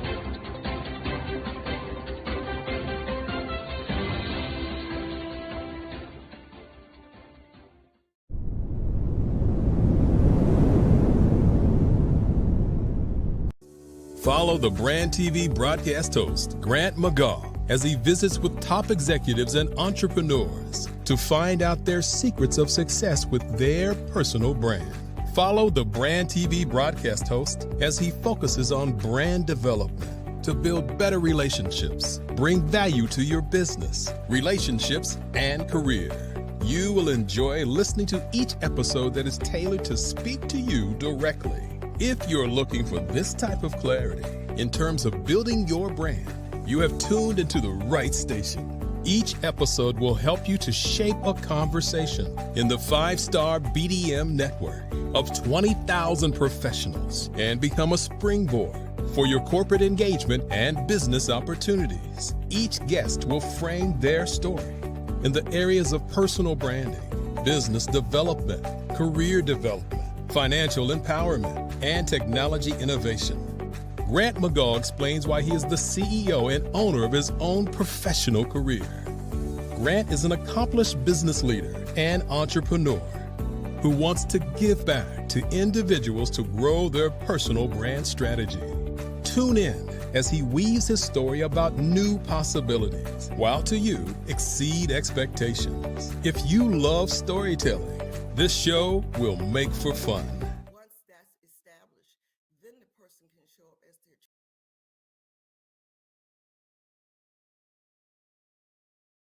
Over the past few years, we've seen the growth of existing and new initiatives focused on financial inclusion, building global networks, and reducing the wealth gap in response to the idea there's not enough seats at the table. Whether their outcomes are to increase the representation of Black executives on corporate boards, ensure an inclusive global economy, or to create new U.S. African commercial pathways, the strategies are often carried out by separate programs. The question is, should they be? With the continent of Africa being home to more than half of the world's fastest growing economies, the youngest workforce, over 400 companies generating more than $1 billion annually, 700 generating more than $500 million annually that are poised for growth, and being the destination of nearly $5 billion in venture capital in 2021. Diversifying U.S. and Africa commercial engagement by building bridges between African businesses and their U.S. diaspora should begin being seen as mutually beneficial. From helping to reduce Africa's enormous capital gap to catalyzing two-way trade opportunities, the COVID-19 global pandemic hopefully has taught us that global challenges and opportunities are more interconnected than we thought. During the pandemic, African companies like Unicorn Flutterwave, insurance provider Reliance Health, ride-hailing app Yasir, and 54Gene, the continent's first bank of DNA on people of African descent, proved that when African companies have access to networks, capital, and information, they grow big, grow fast, and create solutions that are valuable to the world. This is why Be Direct was created. We are the first U.S.-based but African-centric board preparedness and board search company designed to connect U.S. Black talent and corporations to African businesses. Unique and fundamental to Be Direct's success is our process of helping board candidates adapt their experience and networks to an African context before they're connected to high-growth companies that are looking to locally and globally scale. From our focus groups with African business execs and government leaders, we don't ignore the sentiment that business is easy, but people are hard. Having a pool of board candidates with hard-to-access networks and extensive experience across the business life cycle, including successfully raising capital, is table stakes for an initiative like this. So yes, we have that. But corporate or entrepreneurial success in the U.S. does not guarantee success in Africa. Developed alongside industry partners on the continent, our training program, Be Direct Prep, is designed to transpose their experience to create cultural comfort, understanding, and a commitment to helping businesses in Africa scale. Our board governance sessions are African continental and country specific, integrated with cultural awareness and dexterity training, masterclasses led by African industry execs, and mentoring and coaching from African continental-based facilitators. But even more unique to Be Direct Prep, we cap off our training program with an immersion trip to help candidates that have not been to Africa before see and feel Africa's complexity and opportunity from African soil. We all know traditional network-based board placement has historically left a lot of us out of ever really being in the paid board pipeline. Our strategy supports the work of many great organizations that are successfully filling seats at U.S. board tables by creating more tables for those that are still left on the sideline. It's time to start seeing the role and value of U.S. Black talent and businesses on the continent of Africa differently. Old perceptions and habits limit economic inclusion. Let's transition Black talent and the African businesses they will support from the periphery of the global economy to its core. Living in a global lockdown, we all know now how fast local and global economies can change, and see the value of having businesses that hire, strengthen local value chains, and even grow globally. Status quo in any form holds back progress. We must democratize U.S.-Africa commercial engagement by socially and economically connecting cultures that have long been disconnected. It's time for Africa's U.S. diaspora to redefine their global value by helping African businesses scale continentally and globally.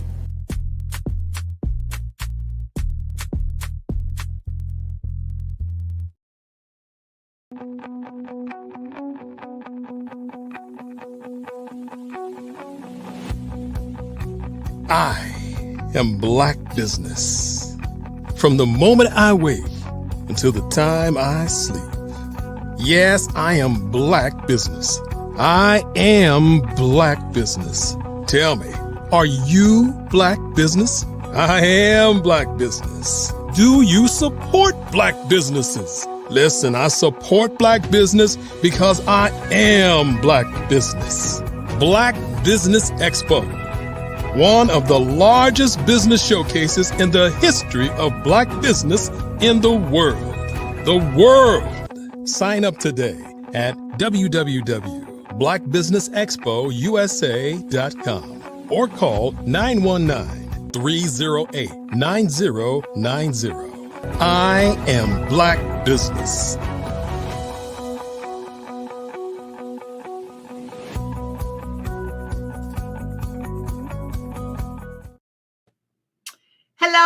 Hello.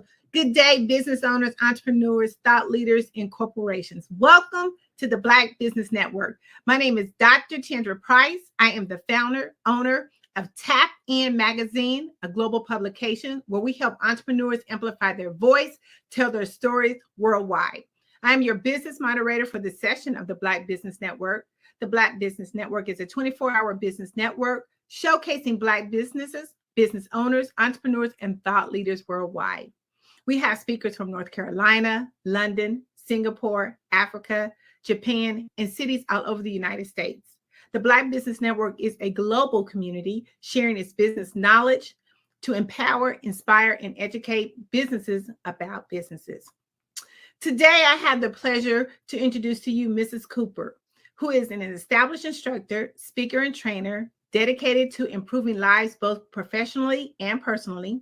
She was born and raised in Lockport, New York. She earned a full academic scholarship to Howard University, graduated with a BS in electrical engineering with over 30 years of diverse experience in sales, marketing, and entrepreneurship. Mrs. Cooper started her home-based business in 1996 and has since designed hundreds of websites for various clients. As the first woman to chair the Buffalo Niagara Score chapter, she provides mentoring and training to small business owners. Mrs. Cooper is also a devoted volunteer, supporting her community initiatives and empowering others to achieve their potential. She's passionate about helping individuals grow. She embodies the spirit of servant leaders. I introduce to you Mrs. Cooper. Hello, Tandra, Dr. Tandra. Hello. Thank you so much for joining me for this fireside chat. Now, before we get started, is there anything that I missed that you really want to tell our audience about you? No, I think it'll probably come out in the interview, the questions. Okay, awesome. I always like to give that opportunity because sometimes we miss a little bit. So before we kind of dive in, I'm going to ask you just a few questions and listen, just full head into it. So can you tell us about your journey from your Lockport, New York to Howard University on a full academic scholarship and how that experience shaped your career?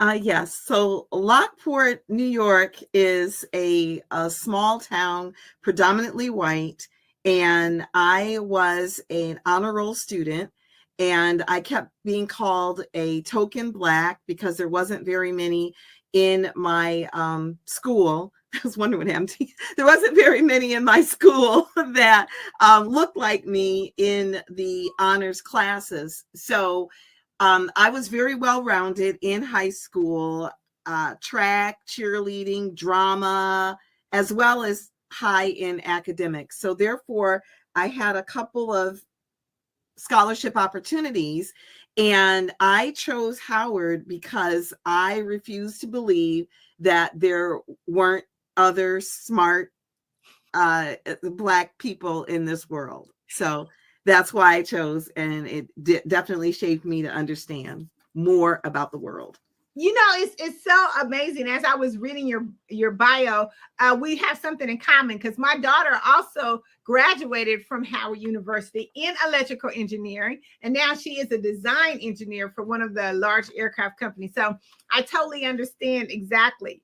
So now you have 30 years of experience in the sales and marketing and entrepreneurship. What would you say was one of your most rewarding accomplishments from that? I always have a lot of rewarding accomplishments from helping so many entrepreneurs, but I won't say ironically because nothing's arbitrary, and that will come out later why I say this, that I just had a one-to-one with a young man that I mentored, and he had to rack my memory 5 years ago. And I really remembered this young man because his mother was with him during the mentoring session. And so he was very sharp and wanted to get into a web design business. And so, of course, that was my wheelhouse. And so I mentored him, and he found me on LinkedIn, and he scheduled a one-to-one with me today. And he really just wanted to thank me for helping him and really focusing him. And he was saying a lot of things that he learned that I taught him that he implemented in his business. And so that was, he started it. And then I said, wait a minute, can I record you? So that's a great testimonial, right? Exactly. So he did, he let me hit record, and I recorded it. And so that was such a blessing. And that's the main thing. People who mentor, when they're able to hear back from someone that they help, that's the greatest reward. It really is. It's kind of almost an uplift for us. And listen, I love the fact that you said one of the most powerful tools is LinkedIn, and just getting that connection and knowing what you did just really kind of just elevates things even more for you. Yeah. Now, you started your home-based business. I mean, tell us a little bit what that's like, because I know that's kind of hard, kind of juggling, family, building your business. Tell us a little bit about what that was like. Well, first of all, I did not intend to start a business at all. I was very successful as an engineer for Hewlett Packard, making six figures in my 30s. And I was married with small children. And it was actually my hairstylist that back in the 90s, this was before Vistaprint and Canva. Okay. So there wasn't very many options for custom creative marketing materials. And because I had learned how to do a lot of that by being in marketing with HP, unlike your daughter, after I got my degree, I decided I did not want to be doing design for any major company. I love technology, but I started to lean more towards my creative side. So HP had me in different roles. So anyway, I was in a marketing role at the time, and I did some really unique business cards for her. She shared them with some of the other hairstylists. They loved them. And then I just started getting referred, left and right. And so I was like, wow. So it started as a side hustle for me.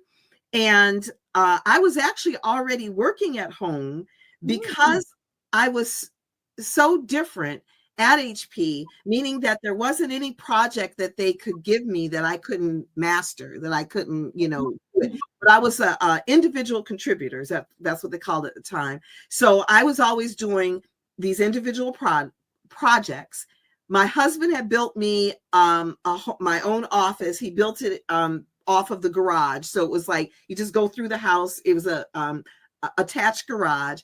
So he helped out a lot with the children and the family. He did all the cooking, Wow. Yeah. All right, let's shout out to him. Definitely. Well, shout out to my first husband now. But my second husband also. I let it be known. I that's a disclosure I give up front. I'm like, I don't cook, Yeah. Everything else, but I don't cook. So, but anyway, so what happened was I had started really building up this side hustle business, being a business card peddler, if you will, business card peddler, postcards, whatever. But I loved it. I loved it because I really saw that I was fulfilling a need, and it was the other side of me, the left brain, right brain. Yeah. And I enjoyed it. So what happened was HP wanted to move me into management, and I had no interest in management. And so I said, I was young, I was in my 30s, I was, confident. And I just said, you know what? I'm just going to go full time in my business. And that's what I did. Listen, it's a good feeling that we can just say, especially at a young age, because a lot of times, what was the saying? You go to work, go to school, get a good job, go to work for a company for 30, 40 years. But now at such a young age, you was able to make that transition. I mean, and it's kind of funny too when you were talking about, the right left brain. I know engineers, they kind of think a little different, because I know my daughter does. She's in the film space, and I'm like, how do you turn that hat on and then turn that hat on and be creative at the same time? So amazing. Okay, so as a web designer who has created hundreds of websites, how has the digital landscape evolved since you began? Well, as I mentioned, back in the 90s, this was like for the print, because my business started as print. I was doing print work. And then when I lived in California, and very expensive, but I was able to take advantage of the housing market at that time, because that's when it was a boom. Neither my husband or I at that time really didn't like California. And so what we decided was, we heard that there was a lot of opportunity for minorities in Atlanta, Georgia. So what happened was, I originally said, okay, I need to try to support my print customers. We're going to move to Atlanta, but I wanted to support my California print customers. So I decided to learn how to do web design. Okay. Well, at that time, which was right around 2000, because that was 2000 when I left. That's when the no-code websites started becoming popular. So you didn't really have to do a whole lot of coding and all of that, which I knew some how to do, but so I learned how to design websites, mainly again because I wanted to support my customers. But then I learned that was a whole nother revenue stream. So how it's changed is, when I started was when they first started with the no code, but now all technology, and then when we talk about AI, it has just made my life much easier, because if I really had to lean upon my engineering or coding or whatever, I could. But now I came about at a time where I could, skyrocket from the other web designers who were like old school web designers that were still doing coding, and I could use, and then the creativity, because this is when a lot of drag and drop technology was coming up. So I was coming on the scene at a much lower price, and getting stuff done quicker. Yes.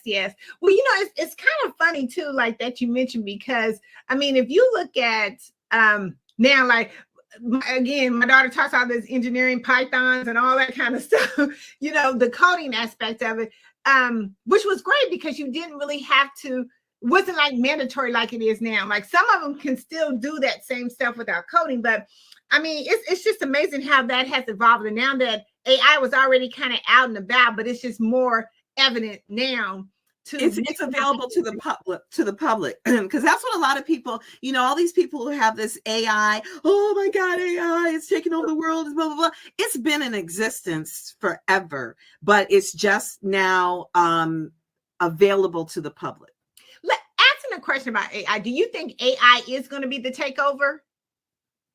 It's already existed. It's back to okay, if you think about cell phones. Yes. And from the house phone to cell phones, yeah. Right. And there were people that swore they were not going to get cell phones, oh, there's no way in the radio, whatever waves and blah, blah, blah. Don't give me yes. Yeah, and now you can't live without cell phones. And then think about just the internet altogether, buying stuff on the internet. I'm not putting my credit card on the internet. I'm not buying nothing on the internet. And now people, Amazon this, Amazon that, Uber this, or all of that, swipe.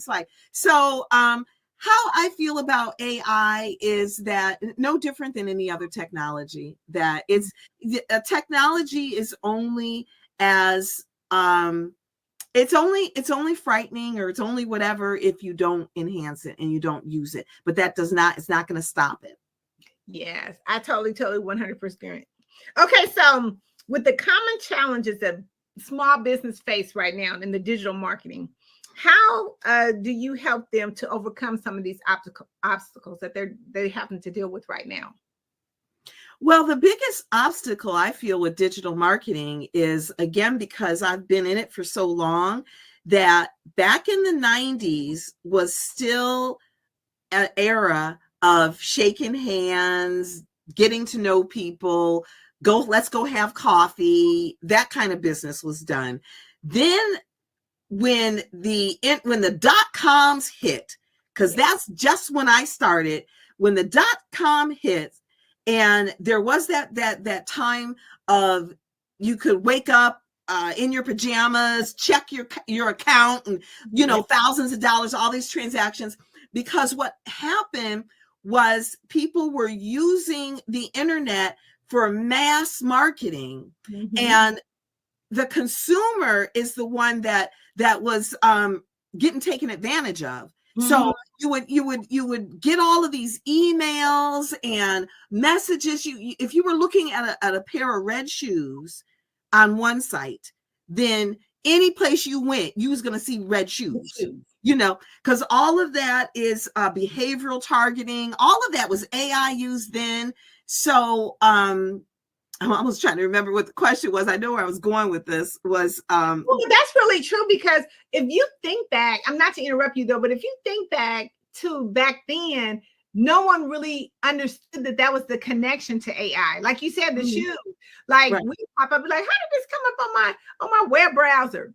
Because that was a part of AI already. See, I think kind of what the change is right now is that it's now able to do the writing for you.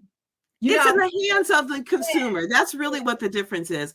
And so this was the point. I think the question was that what do I see is the issue with the entrepreneurs and digital marketing. So what it is that some of the old school entrepreneurs that started with the trajectory of online and digital, they and the ones that were making money back when you could with just doing mass marketing and mass emailing, that doesn't work anymore.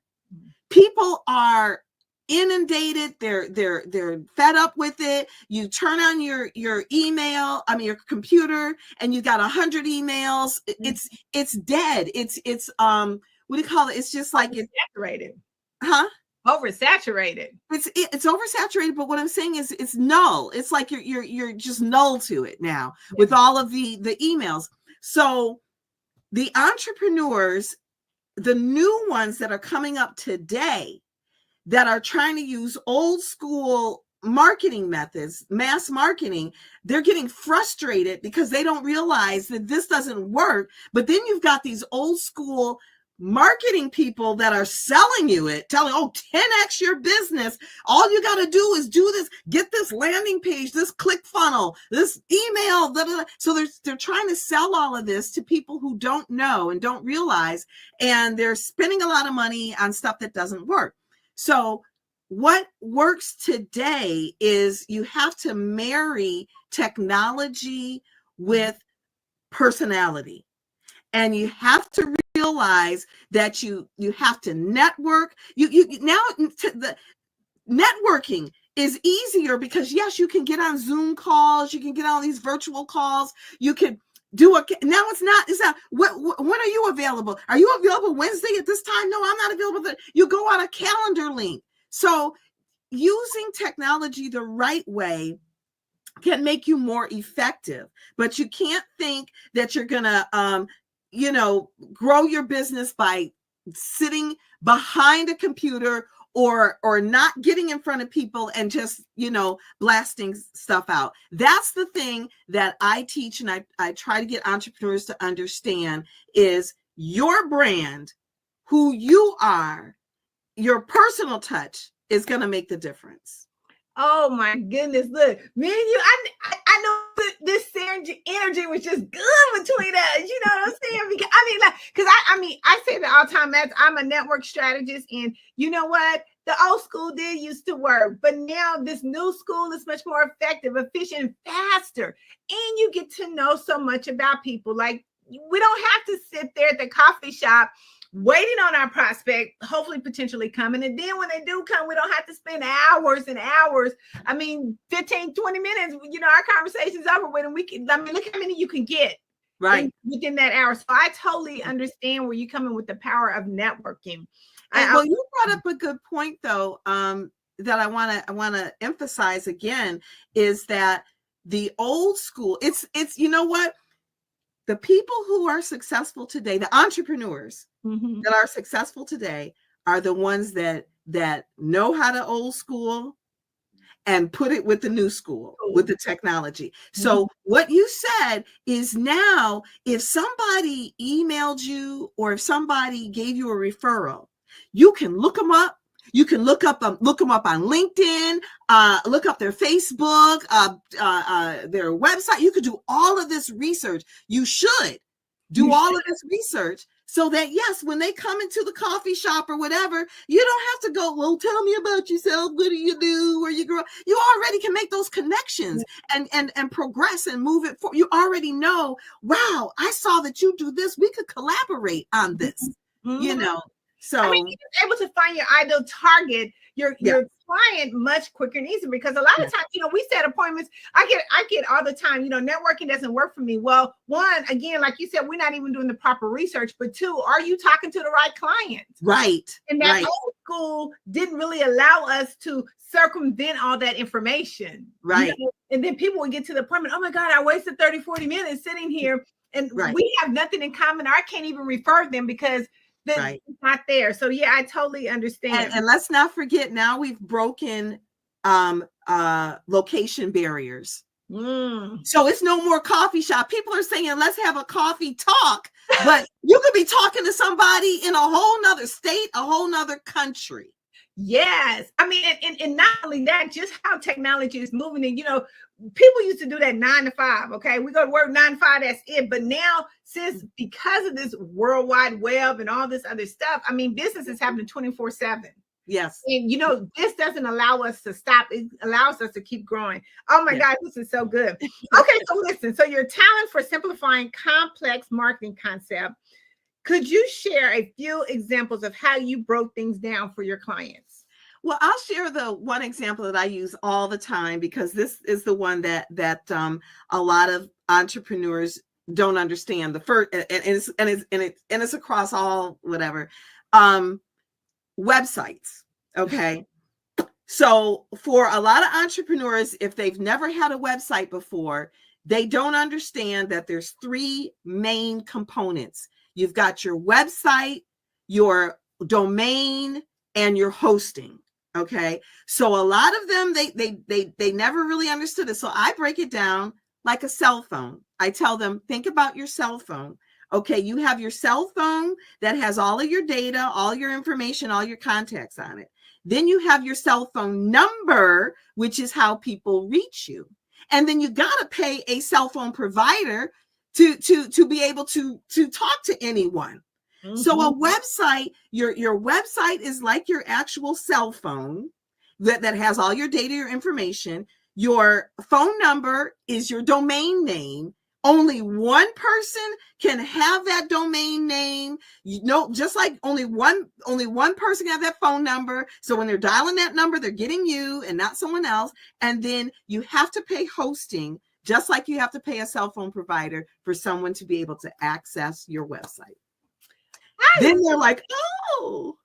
Sometimes we got to break it down in different terminology, okay? A lot of times they don't understand those particular steps, because I know a lot of times, even, you know, for some of my clients, they'll go do all this other stuff. But then when you go to click on it, it ain't working. Yeah. You know, like it's come back, reroute or something, it'll say on the site, because like you said, those three things, you have to have them. It's a part of that. What do you think about when it's coming to design? What are some of those steps about designing their website to making sure that it's fitting their brand? Well, first of all, see, I exclusively work with solopreneurs. I love working with solopreneurs. I worked for a digital marketing agency for 12 years where we did mid-sized to larger companies, and I just love my solopreneurs. So when it comes to web design, most solopreneurs honestly don't need a website. And what I mean by that is a website usually is a number of pages. And everybody's been taught to, you know, say, well, your home page, your products, your about, and your contact. Well, a lot of solopreneurs just getting started, that could all be done on one page. Ooh. And, you know, and because otherwise they're fabricating what's the word? Platitudes. They're fabricating a bunch of platitudes to fill up space. You know, we do the best of the such and such and what. It's like you're not saying nothing. You know, so what I recommend again is branding yourself. So don't spend a whole lot of time trying to come up with some creative logo or a name or whichever. Like, even though my name says Arba Digital Technologist, that's just saying my name is going to be somewhere in there. I don't care, Arba something, because so that people know, oh, that's Arba, you know, because they all know Arba. Digital Technologist, it just lets people know, okay, I'm not selling herbs and spices or, you know, lotions, potions, or whatever. Yeah, lotions, potions. That's right. Yeah, something to do with technology. So what's most important is to brand yourself. And I did a session on Dr. Eric Kelly. I did the whole session was on branding yourself. That stop trying to hide behind a lot of entrepreneurs, they come from corporate America, and they still believe this corporate thing. They believe they got to have this great logo, some great business name, and all of that, and they get buried, they get lost. They get lost because people want to do business with people. They're doing business with you as a person. You go to their Facebook, LinkedIn, or whatever, and they got their logo for their profile picture. They got their logo everywhere. So after a while, you're like, who is this person? Why are they hiding? You know, so that's my advice is when someone comes to your, whether it be your website or your social media, it needs to be inviting. You need to promote yourself first and foremost before anything else, because there's nothing new under the sun. I don't care what business you're in or whatever you're doing, somebody can get it from somebody else. So the only thing that's going to help them make a decision to get it from you is you. How different are you? How clear are you making you? There's a whole bunch of web designers out there. I'm not trying to compete with all the other web designers. I want people who say, I like her. She got a lot of spunk. She's kind of crazy. I could, you know, or whichever. Then fine. You're going to, because I'm the person you're going to need to communicate with. I just know the good connection, Dr. Kelly, good connection. Listen,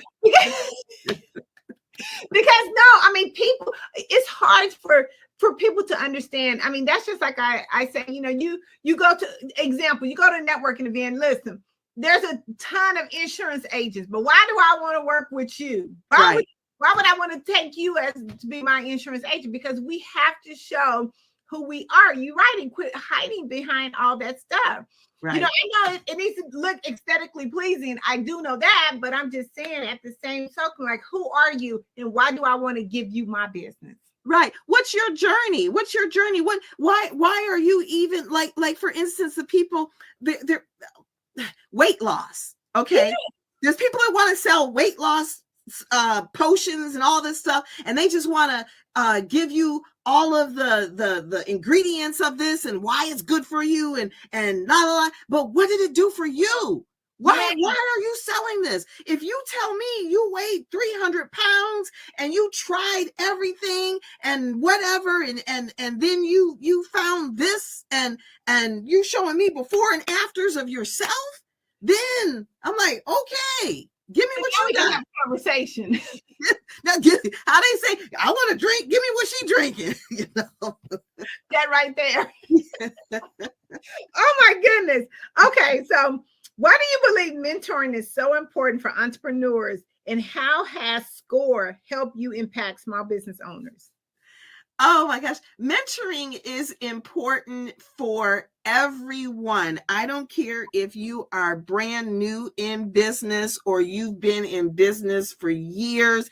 I don't care if you are a multi-million dollar CEO. If you're trying to be a multi-million dollar, then you need to, because the best way I understood, best way I heard anybody say it is, and I'll probably mess it up, but she said, you cannot read the label inside the jar. Oh, I like that. Okay. It was something, like that. You can write that down. Yes, it was something like that. I might have butchered a little bit, but if you're if it's your business and you are running it day in and day out and you're doing all of this stuff, you can't see what other people see. And that's why mentoring is so important at every level, so that someone can bring to life. You know what? I cannot tell you how many times that I've been on a Zoom call. I schedule a Zoom call with a potential customer, and I'm trying to show them something on my website, right? So I'll say, okay, and I'll share the screen. Let me go to my website and let me show you this. And then I'm like, where is this? And why did I do it like that? And so I'm like, I said, geez, I just realized I don't even have this on the front of the page like I thought I did. So it's that kind of thing, that until you are someone else, another set of eyes on it, you don't know what's missing. You don't know how it's coming across to other people. And you really want to obviously get a mentor. I strongly believe in mentors and coaches.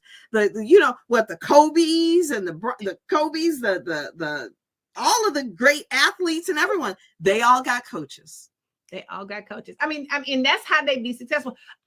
Listen, the mentor on the mentor's got to have mentors. You know what I'm saying? Because we have to always be in a space of personal development, and we also have to be in a space of being teachable. A lot of times, we think, I don't know, even though I'm the networking ninja, I still don't know all it is to networking. And I want to be open to that. So guess what? Just like you said, when something comes up, I've maybe been doing it this way, but someone else can say, here, you can better effectively communicate it if you do it this way. Right. You have to have an open mind to that. Like, what is it being coachable and teachable? So I totally understand. I listen, coaches, mentors, you need to have them. To me, it's just hand down. Yes. Okay, so what are some of the skills you've gained from working with a digital marketing agency, and how have they influenced your approach as an entrepreneur? Well, as I mentioned earlier, the digital marketing agency I was with focused on mid-sized to larger companies. And first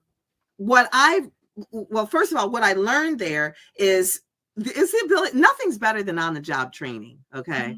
So that's where I was able to learn. I did sales, cold calling, email marketing, of course, web design, social media, and started doing a little bit of video, but not as much as now. So one of the things why I left the digital marketing agency is that these mid-sized clients were paying thousands of dollars for a monthly marketing program.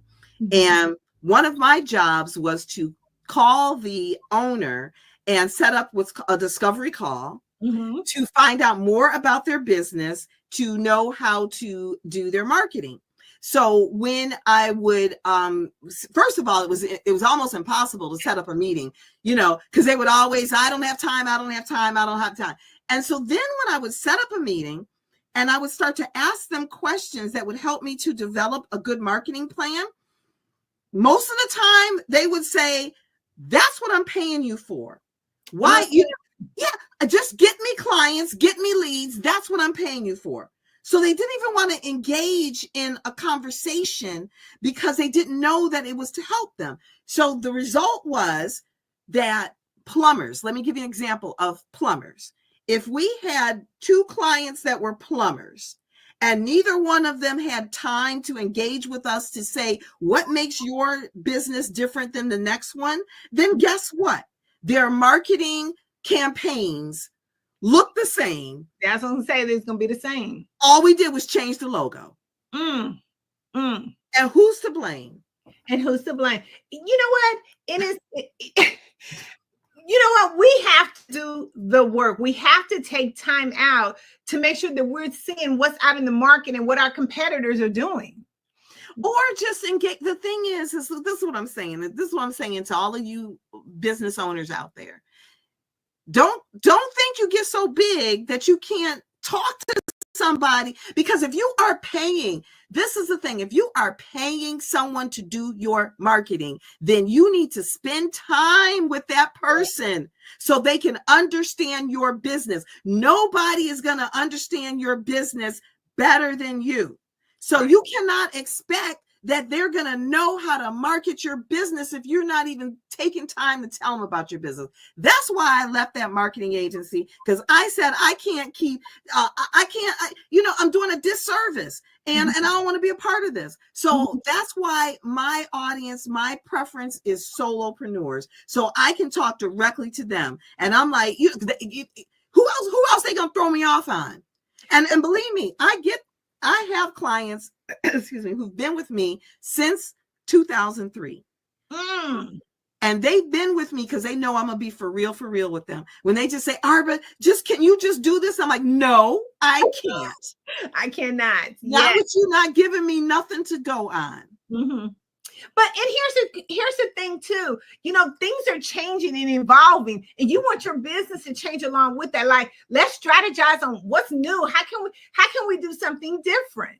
Right. A lot of times I'm with you. Please, if you're paying somebody for your marketing, take the time out and spend a little time, because listen, I can only make you as good as you want to get. Right. And people have to understand that and not let that just be my sole responsibility. I know you're paying me, but you know what? We got to work together. Oh my God. Okay. So what do you see is the biggest opportunity for small businesses in today's digital market? What do you see is the biggest opportunity for them? They need to embrace AI, learn AI, play with it.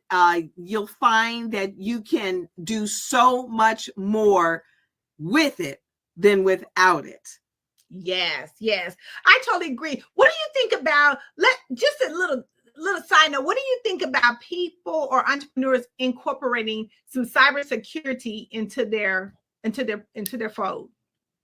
Oh, everybody needs cybersecurity, even more now so than before, because but you have to be careful though, because here's the thing. I have never, this is just me, but I never install virus protectors on my computer, because the people who create the virus protection software are the same ones that hack it. And I've been using computers for over 30 years, and I follow that policy. I've never had my computer crash. I've never had all of these things that people talk about that happen with their, but I'm just like, well, I like to ask that question, because you know what? I think a lot of times as us being entrepreneurs, just even understanding the aspect of it, what that data looks like and how we collect it as well, into what we're doing. Awesome. Okay, so as a speaker or trainer, what are the main areas you focus on to help others improve their life professionally and personally? Well, I actually host a free training every Tuesday. I have a group called Vision Doers. Okay. And it's every Tuesday, 5:00 Eastern. And either I do training or I bring in guest speakers, because I don't know. I'm marketing. I know marketing, but I don't know. I'm not like a life coach, and I'm not financial advisor or none of that stuff. So I've created a safe environment for entrepreneurs to really be able to get their questions answered. And I make sure that all of my speakers, and including myself, that we are talking at a level of a solopreneur. Because if a solopreneur goes out on YouTube, or if they watch any other webinar, many times they're talking at a level like your staff, you can have your staff be more productive, or you can do this with your blah, blah, blah. And and so it's like over their head, and they're not relating. So that's what I do, is to help by having that resource for them. I love it, because I always say, listen, we don't network for ourselves. We network for the next person.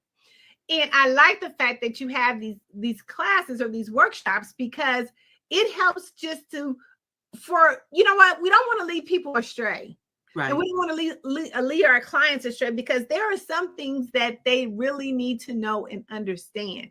And by you providing this amazing resource, it is awesome. Now, okay, say it again. You do it every Tuesday? It's every Tuesday, 5 p.m. Eastern, visiondoers.com. Visiondoers.com. Awesome. Okay. Let's see. So you work with entrepreneurs across many industries. Are there common traits you see in those who succeed? We might have answered that, but we can say it again. And those that succeed, yes, they need to be trainable, coachable, try new things, not be so stuck in their own ways. But what I see more so is the ones that don't succeed are the ones who don't define a clear target audience, and they don't have a market dominating position. So that means that they just come out there and they say, I got something for everybody. Everybody can use my product, or, everybody can use this. And then they don't differentiate themselves in the market. Those are the two big killers. That's right. Because listen, everybody's product ain't for everybody. Right. And then what was the saying? If you feel like you're selling your product to everybody, then you really ain't got no product. Right. Nobody. Okay. That right there. Okay. So just a couple more questions. As a devoted volunteer in your community, could you share some of the community initiatives that you're most passionate about? Yes, that I did training at a community center, at a local community center. It was they had a great computer lab. And so I would offer, again, it was free training. I'm not doing that now. This was before COVID, just getting it ramped up, but it was an ability for the community, and it was in a certain part of the community, to come in and get computer training, and to learn skills that they need for their personal job and business. Okay, awesome. Okay, so what are the, I'm gonna ask you, just listen, y'all hang out with us, because this is some juicy, good topic. Okay, this is the chat. Okay, what are the key qualities that define a servant leader, and how do you embody this approach in your work? I think a true servant leader is, you have to come to a point to really understand your God-given gifts, and then how to apply those God-given gifts to people. You got to believe that there are people that are praying for the solution that you have. And so what I mean by that, or to explain that further, there are people who create stuff create a service or whatever, and then they think that they're gonna find somebody to sell it to, right? That's not servanthood. Servant is like what happened to me. I was successful. I was a successful engineer working for HP. I'm good, but my hairstylist needed something, and by helping her, it ended up that God was already preparing me because I didn't want to, be a manager at HP. So I just looked all along the way. And a little shameless plug, my book. Yes, I was gonna say, look, what other information that you have that you can give us, or that they can go get connected with you? Not arbitrary. That's why I said this word earlier. Your name will be everywhere. Yeah, it's on Amazon. It's on Amazon. Look at it. It's not even 50 pages, and it includes pictures. So I put pictures in there. But I'm sorry. What this is my journey to my leaps. I call it my leaps of faith to a purposeful life. And every chapter is based on Romans 12 of living sacrifice. Make your body a living sacrifice. And this is the journey that I had to learn. So when you talk about a servanthood life, that I say everyone has a purpose in life. We were not created to live randomly or by choice. So it talks about how I made some choices and some mistakes made some choices that I didn't understand. Let's say that I didn't understand it then, but I understand it now. And I understand that everything was for a reason and a purpose. And when you can know for sure that the business that you're doing is serving a real purpose, not your purpose, not monetary, but to fulfill someone else's need, then that's a servanthood life. Well, I love that, because you know what? It's not about the money. It's not about the money, but it is about the money. I think the more that you can serve and help someone else, it just all flows. I mean, like you don't have to go search for it. You ain't got to hunt for it, because like you said, when you're passionate about it and you can really help impact and change someone else's life by what you're doing, the blessings is going to flow. And the best answer that my pastor had explained it is, instead of calling it money, stop calling it money, call it currency. Ooh. And then there's heavenly currency. So meaning if you start thinking about currency, then you realize that what you may do here for this person, you may not get it back directly from that person, but everything is currency. So that my health is currency. You know, that I don't have to pay doctors or worry about being sick, because I've done these things. So it's all about currency. And if you have currency flowing in your life, then you're good. You know what? You have made me change some stuff to my presentation, because I'm going to throw that, I swear to you, I'm going to throw that in there, because that is so true. You know what? Our good health, our sense, our peace of mind, having the right mentality is currency. Yes. You got to know what that feels like when you can, get up and move and shake a leg or two. And you know what I'm saying? That's that right mentality. Right. Okay, right. This has been an amazing fire chat. I mean, it's been fire. We've been on fire. You know what I'm saying? So yes. Before we go, what advice would you give an aspiring entrepreneur who is just starting out on their journey? I know we kind of said it, but you might got a little bit more fire. Yeah, to really understand their why.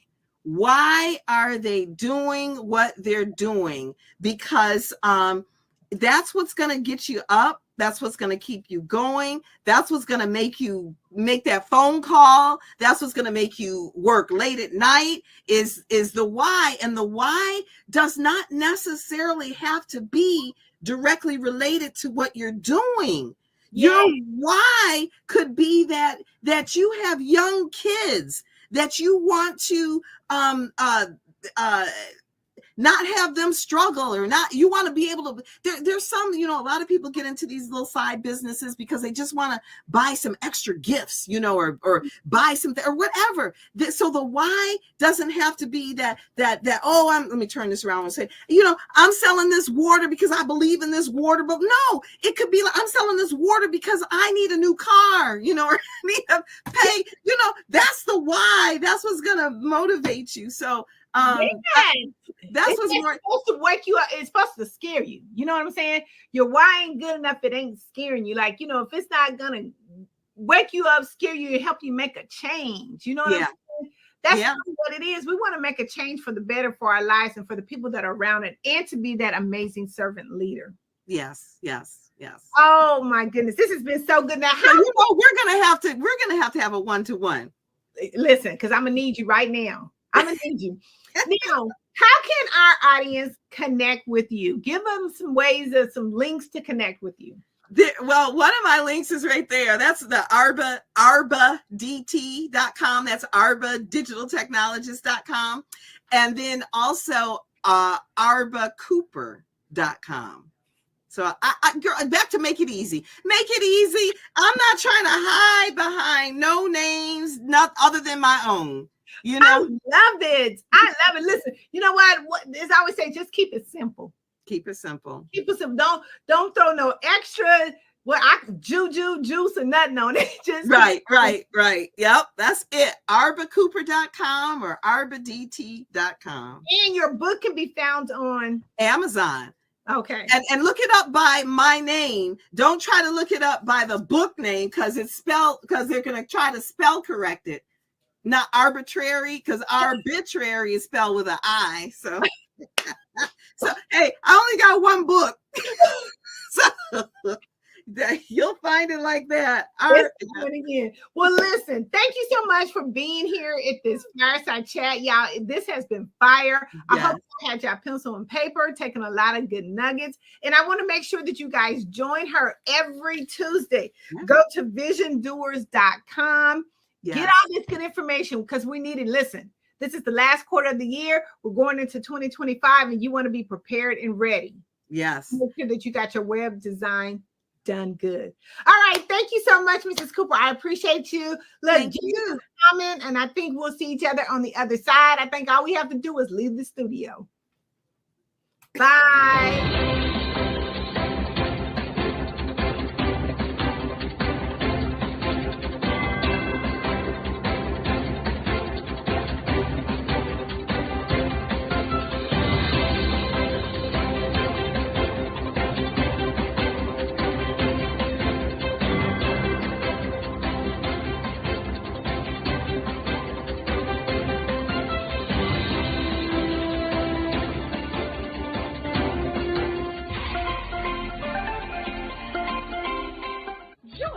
Dr. Eric Kelly III and a host of phenomenal speakers from all around the globe for this 7-day virtual event that you don't want to miss.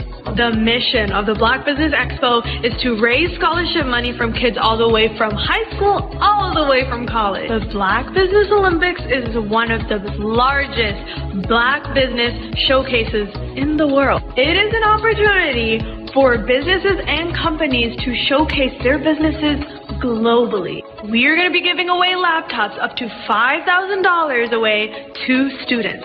Again, I'm Olivia Appleberry, the founder of 2 Cents Finance and one of the speakers for the expo. I am so excited to see you there. For more info, go to www.blackbusinessexpousa.com or call 919-308-9090.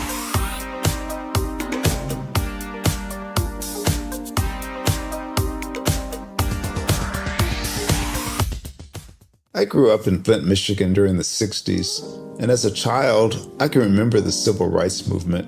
I remember our family huddling around our small black and white TV, and we'd watch all of the things that were going on in Alabama and Mississippi. Some of my older cousins were active in the movement, and each week we would have a large Sunday dinner with the extended family, and they would come back and tell us about all of the things that they had seen and done.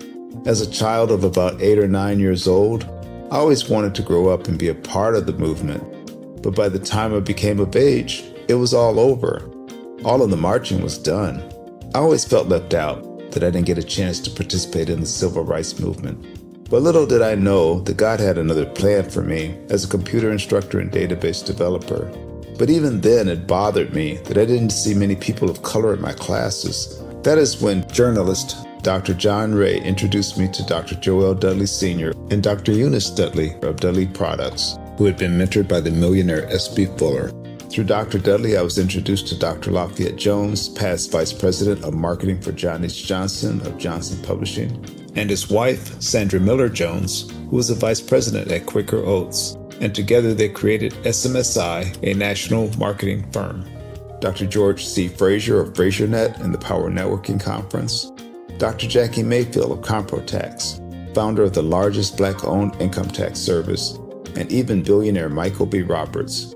They all believe that the way to close the wealth gap is through entrepreneurship, because we as a people had to overcome slavery, and secondly, obtain our civil rights to be able to eat in any restaurant or stay at any hotel that we wanted.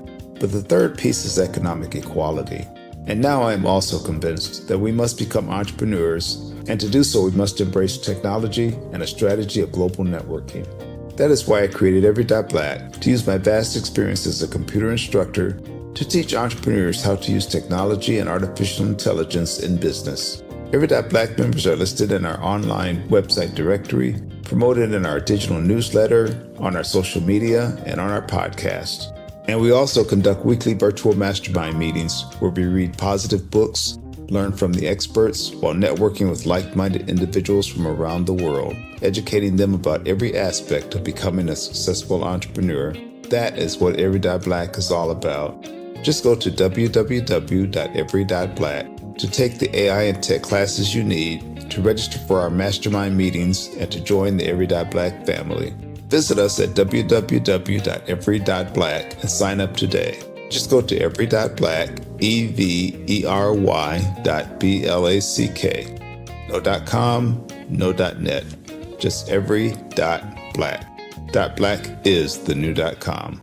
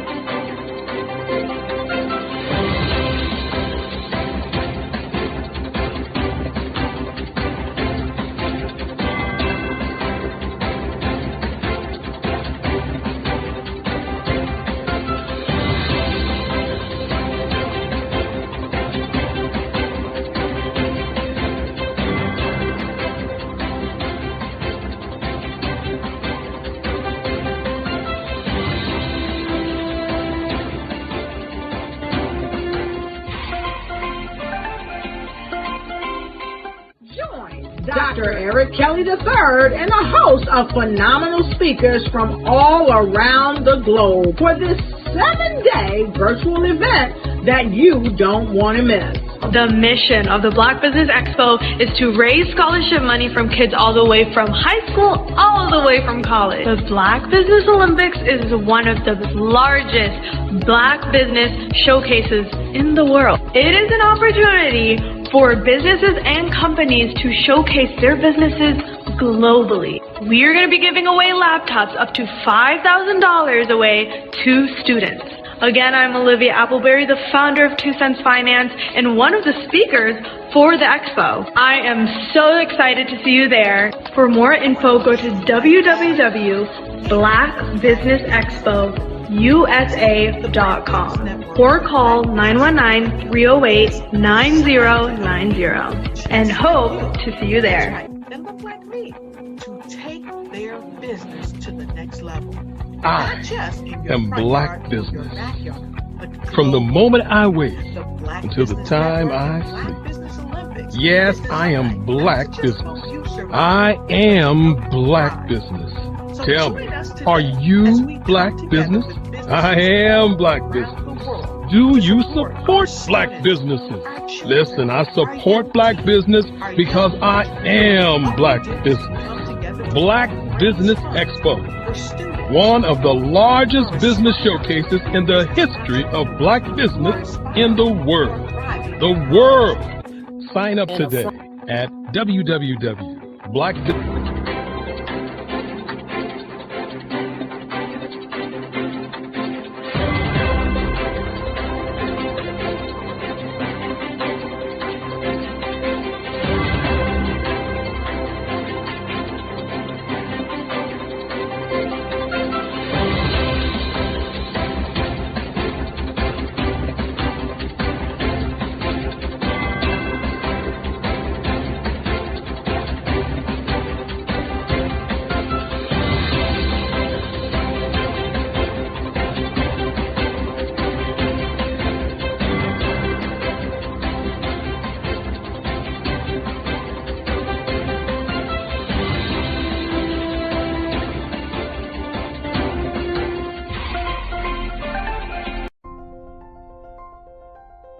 What if you could build your own city? A place where every child can find nurturing people to help them achieve their full potential.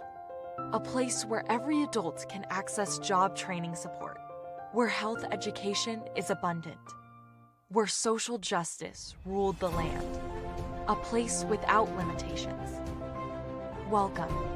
You have arrived at STEM City USA. It is what every city should be. A safe and trusted community where you find people and resources to help you become everything you are and beyond. STEM City is unlike anything you have ever experienced. It is a digital twin of the world around you, only better. STEM City is about energy and soul renewal. It is more than a digital world. You can almost feel the power of live cultural events, music, and theater.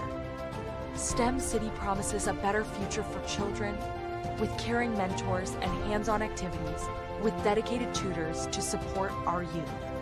STEM City is your passport to a healthy lifestyle with weekly events addressing our community's many issues. STEM City is your financial well-being with helpful information on wealth management, career advancement, job training, and so much more. STEM City is the community you deserve. It is the city where your dreams can come true. STEM City USA, a place in the sky that is accessible to all who reach for the stars.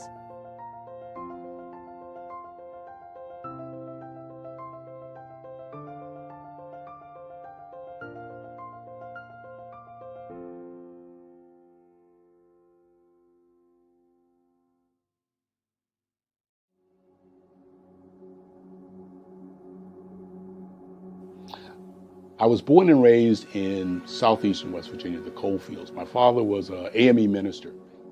For me, I was very fortunate. Even though I grew up in the segregated South, I was surrounded by flourishing black businesses, doctors, lawyers, bankers, dentists. They were all there and they were all successful. And I guess that's part of my dream, is to see that success come back. My name is Joseph Simmons, and I am the founder of the Center for Micro-Entrepreneurial Training. We have this moment in time where we can change the trajectory of people. And our focus is on women, black and brown entrepreneurs, and their access to capital, their ability to build thriving businesses, the ability to employ people. There's a study that showed that in those three communities, especially black and brown communities, $1 stays in those communities for 30 minutes. In white community, $1 stays in their communities for 8 hours. So think about it. For you in a black or brown community to get gas, to get food, to go to a restaurant, you've got to leave your community, take those dollars out of that community and take it to another community that's already being well served.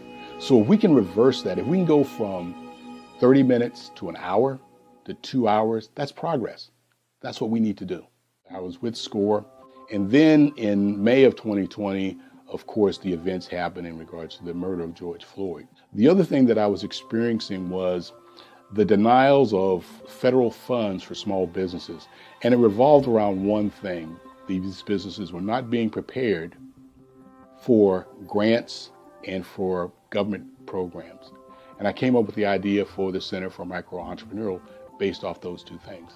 Morgan Stanley had a report out in 2020, first quarter, and they talked about there were 3 groups that were massively devastated by COVID-19 on their business. That was 1, women, number 2, Black, and number 3, brown entrepreneurs. The research showed that they had less cash on hand, they had less opportunity to go into a bank and get money, and they were very dependent on family and friends to keep their business up and running. If we can focus on those 3 groups, then we can have a dramatic impact on our communities. Really, the focus is on 3 areas.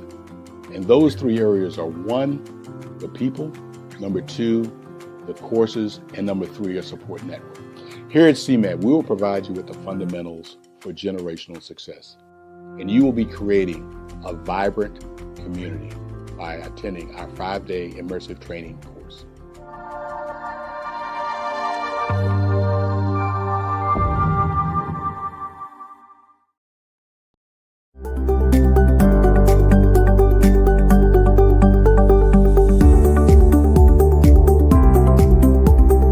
My name is Katie Bennett, and I own Lexicon Presents Publishing. We are a publishing and media company that helps you take your story and share it with the world.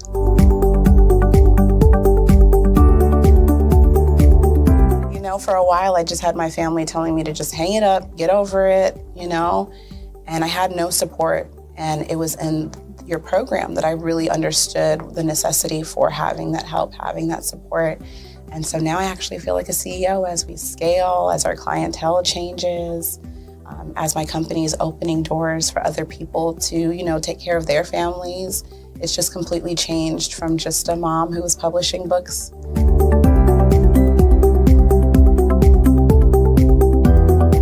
I was at a point where my job, although it was paying really well, wasn't enough. And my business was always in the red, and I was tired of it. And so I came in just hoping to get some sort of help to just not end up in the red every month.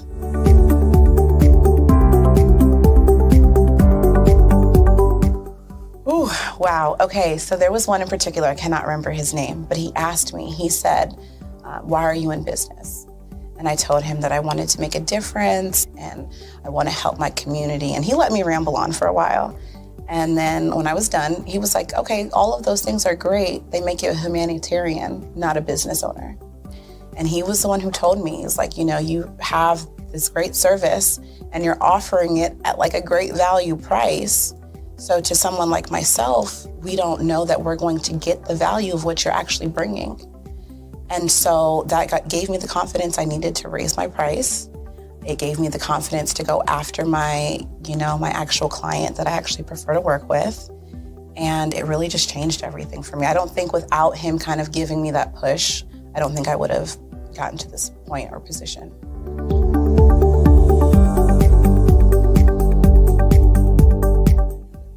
Wow, the benefits is just having a coach that holds you accountable. They set goals with you. That's been my favorite part. She has amazing experience, you know, and so she brings her strategies and her ideas, and she helped me narrow down, you know, what services I actually wanted to offer, how I could actually continue to offer it, how many clients at one time could I have. All of the information that she's given has just really transformed my entire company. And so I know I would have never gotten to where I am today and having some of these partnerships that I'm, you know, having now without her help.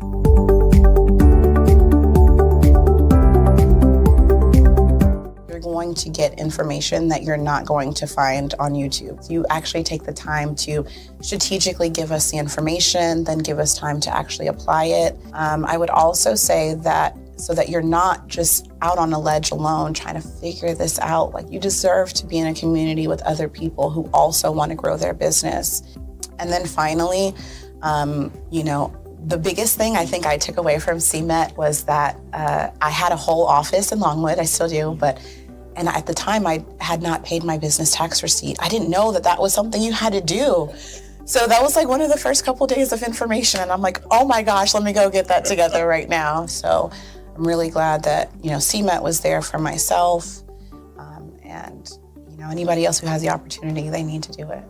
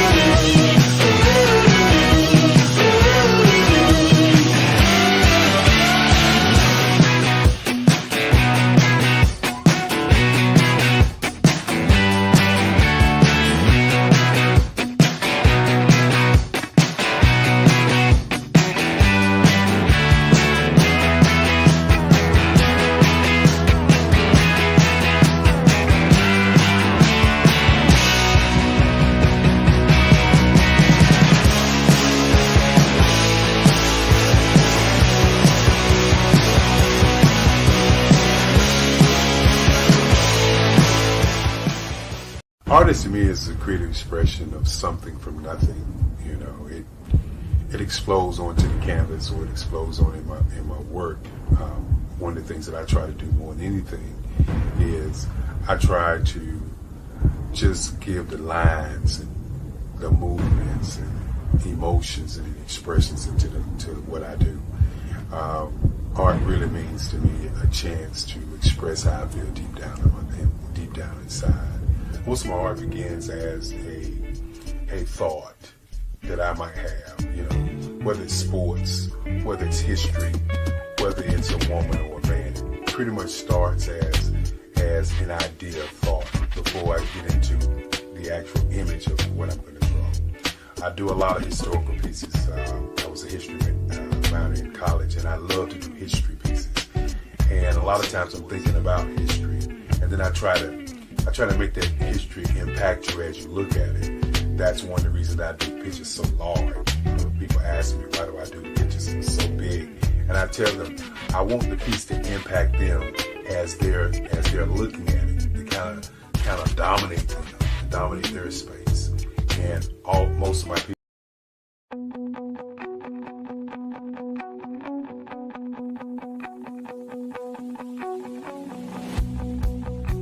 I am Black Business. From the moment I wake until the time I sleep. Yes, I am Black Business. I am Black Business. Tell me, are you Black Business? I am Black Business. Do you support Black businesses? Listen, I support Black business because I am Black Business. Black Business Expo, one of the largest business showcases in the history of Black business in the world. The world! Sign up today at www.blackbusinessexpousa.com or call 919-308-9090. I am Black Business.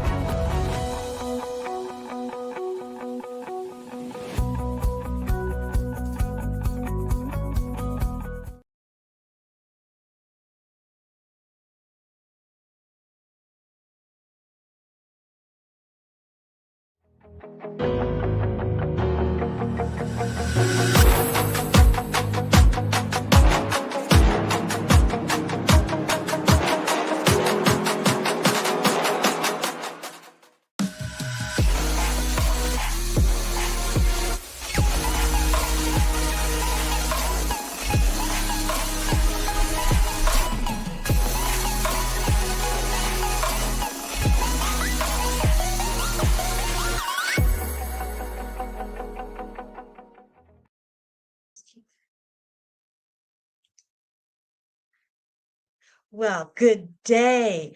business owners, entrepreneurs, thought leaders, and corporations. Welcome to the Black Business Network. My name is Bukeka Blakemore. I am your business moderator for this session of the Black Business Network. The Black Business Network is a 24-hour business network showcasing Black businesses, business owners, entrepreneurs, and thought leaders worldwide. We have speakers from North Carolina, London, Singapore, Africa, Japan, and cities all over the United States. The Black Business Network is a global community sharing business knowledge to empower, inspire, and educate businesses about business. Our next speaker is Dr. Enolia Foti. She is a highly acclaimed international keynote speaker, author, multi-award winner, life and business coach whose work spans continents.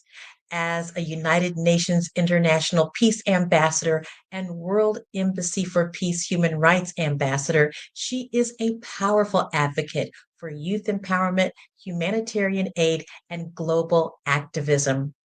Dr. Enolia is the CEO of Enolia LLC USA, Global Director for Vision Afrique Development, and co-founder of Easy Step Group Management. She also leads the Expressions of Humanity Foundation, focusing on life skills training and emergency humanitarian support for underserved communities. As an expert in energy medicine and indigenous wisdom, Dr. Enolia brings a unique holistic perspective to her work, blending corporate expertise with ancient traditions. Honored as a grandmother elder by the Ojibwe Nation, she is dedicated to teaching, healing, and inspiring others to dream boldly and achieve their greatest potential. Dr. Enolia Foti. Thank you so much, Bukeka. It's such a pleasure to join you and to be here with you on the Black Business Network. I appreciate it, and thank you for such a beautiful introduction. Well, it is well deserved, and we are so grateful that you are on Black Business Network today. And we are excited because of the fact that we are both women entrepreneurs, and we are both running enterprises that are here to not only impact where we live in our locality, but places around the world. And I find that to be a very exciting experience, would you not say? I absolutely would say, and the beautiful thing about being able to have this conversation is that we're going to be able to take those who are seeking to be CEOs, those who are embarking on that role, or those who are just starting out to be CEOs. You know, what is it that establishes a strong foundation? What is it that you have to decide upon before you even step into the role? And as you step into the role, what is it that you need to embrace within self? And I'm going to just start us off a little bit here.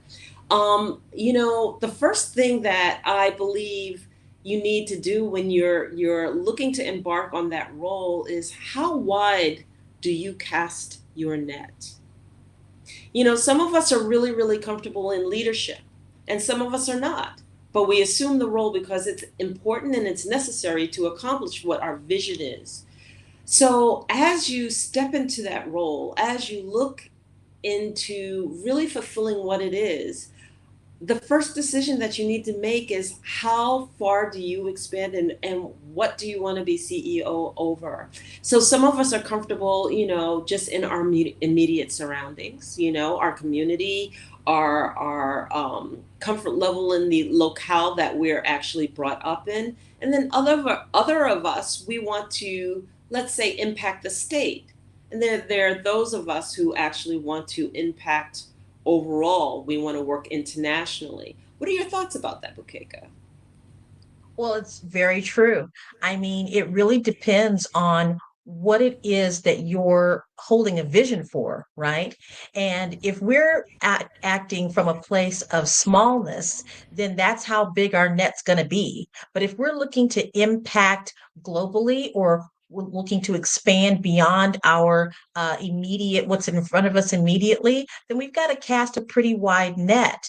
And that means being able to network with a variety of different people from different cultures, from different backgrounds and different experiences, and being able to meet people where they are, but bringing your expertise to that table, and being able to help other people understand that they have a vision as well. And so when you're tapped into other people's visions for the purpose of business, or even if it's just friendship, right? Then you're casting a wide net, and you're allowing yourself to not only impact others, but you're also giving yourself permission to be impacted to something that is greater than what you even imagined. Yes, yes, I totally agree. So casting that net and then establishing the framework. That framework is that business plan. That framework is that this is how wide and how large I choose to operate within. So globally, that's a huge framework. Locally, that's a smaller framework. Statewide, that's a large framework. That's right in between, that middle ground. So, establishing that framework and then also understanding, how do I set my standards? How do I choose to operate? Some of us are family owned businesses, some of us are proprietors, some of us, are conglomerates. There's a huge variety by which we can work on and establish the framework. And it's so important to understand where your comfort level is. Your thoughts? I agree. Absolutely. Because even if you're starting in that geographically local or smaller network, you have no idea how that's going to impact worldwide, right? Yeah. Just the ability to touch someone's life, giving them the seeds that help them to grow, is still that seed that you've been able to implant. And then there's that which was implanted in you. Right. So whether we are casting a wide net geographically, or a wide net just because of the impact, then having that ability to do so will make a huge difference in the framework, right? So your framework is giving yourself permission to take the necessary steps, to take the to know what the roadmap is, and then that road will lead you to unknown places many times. But if you have a strong framework, you're gonna be prepared for it. You're going to be prepared for whatever arena that you're in, or whatever locale that you're in, because that framework is solid, and it's the roadmap that gives you the information necessary to succeed, no matter what geographical location you're in, or no matter what business sector you're in. The framework, you're absolutely right, is important to is important to plant, to the seed that you're planting, and how wide that net gets cast. And then we can go through all of the iterations of all of the steps that you're supposed to take. But I'm going to say like this: it's like these things you can look up. You know what you're supposed to do in a startup company. You know how you're supposed to register. You know that you have to establish not only your framework, but your product, how you're going to market, how you're going to engage, how you're going to introduce yourself into your marketplace, et cetera, et cetera, et cetera. But you know what I would love to speak about right now is the unwritten rules. The things that nobody talks about, the things that if you are embarking to step into that role, and some of us are in the role and we're uncomfortable. And we're uncomfortable making speeches, we're uncomfortable making decisions. We're in cultural situations where, as a woman entrepreneur or as a woman leader, we're not necessarily accepted in leadership because we are a woman. Let's talk about some of the unwritten rules. And the first thing I want to go to is the foundation, and doing our work. And what does that mean by doing our work as a leader? If you know that you are that type of person who's a leader that is petrified of doing speeches, you got to do your work. You got to find that level by which you're comfortable to make speeches. If you are a person who is like unsure of themselves to make a decision and you're second guessing yourselves, do the work. Find out what it takes for you to feel more secure. And I'll comment more on that, but I want to give you a chance to comment on this. Absolutely. And some people are thinking, well, I'll do the work, but what is the work? And where does the work start? Well, in our realm, we know this. It starts from within. It starts from going inside and being more self-aware of who you are and how you are responding to various situations. So that observer, right, which we always talk about, being able to see yourself in certain situations and then kind of giving yourself permission to evaluate how you are in those situations. So if you know that you're getting ready to give a speech, and prior to the experience of giving that speech, you know that you were just sweating bullets. You were nervous, you weren't sure of who you are or what you're going to say. That's the point in which you get ready to do that next speech where you become the observer. How are you feeling? What does your skin feel like? How is your countenance? How is your posture? What can you do to step into that role changed from the last time you were in that role? That's being that self-observer and giving yourself permission to move forward into this new situation in a different way. So that's how I would describe a great portion or the beginning portion of the work. What would you say? I agree with you wholeheartedly, and we're not really relaying the word, but I'm going to actually relay the word that we're talking about. We're talking about personal development. We're talking about the fact that many of us as entrepreneurs and as leaders will take all of the business courses that we can take, we'll take all of the leadership courses that we can take, and those leadership courses and the business courses and the entrepreneurship courses, their entry point is to engage in the business. Their entry point is that it's assumed that all of your personal development is already up to par. And many of us, that is a gap. It is a huge gap in which we have limited beliefs, we have insecurities, and we have not addressed them. And we talk about this situation of a person commenting to you, well, you need to get out of your own way. Well, what does that mean, get out of your own way? It means step back, see where your weaknesses are, see where you're uncomfortable, see where your fears are, and address them and face them head on. And truly face them, being honest with yourself. A lot of times we'll hear this situation or this comment of fake it until you make it.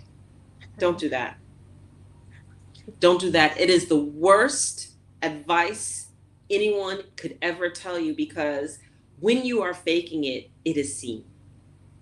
When you are putting on that facade and just trying to step through it and hoping that nobody else understands or sees the insecurity within you, it is seen tenfold.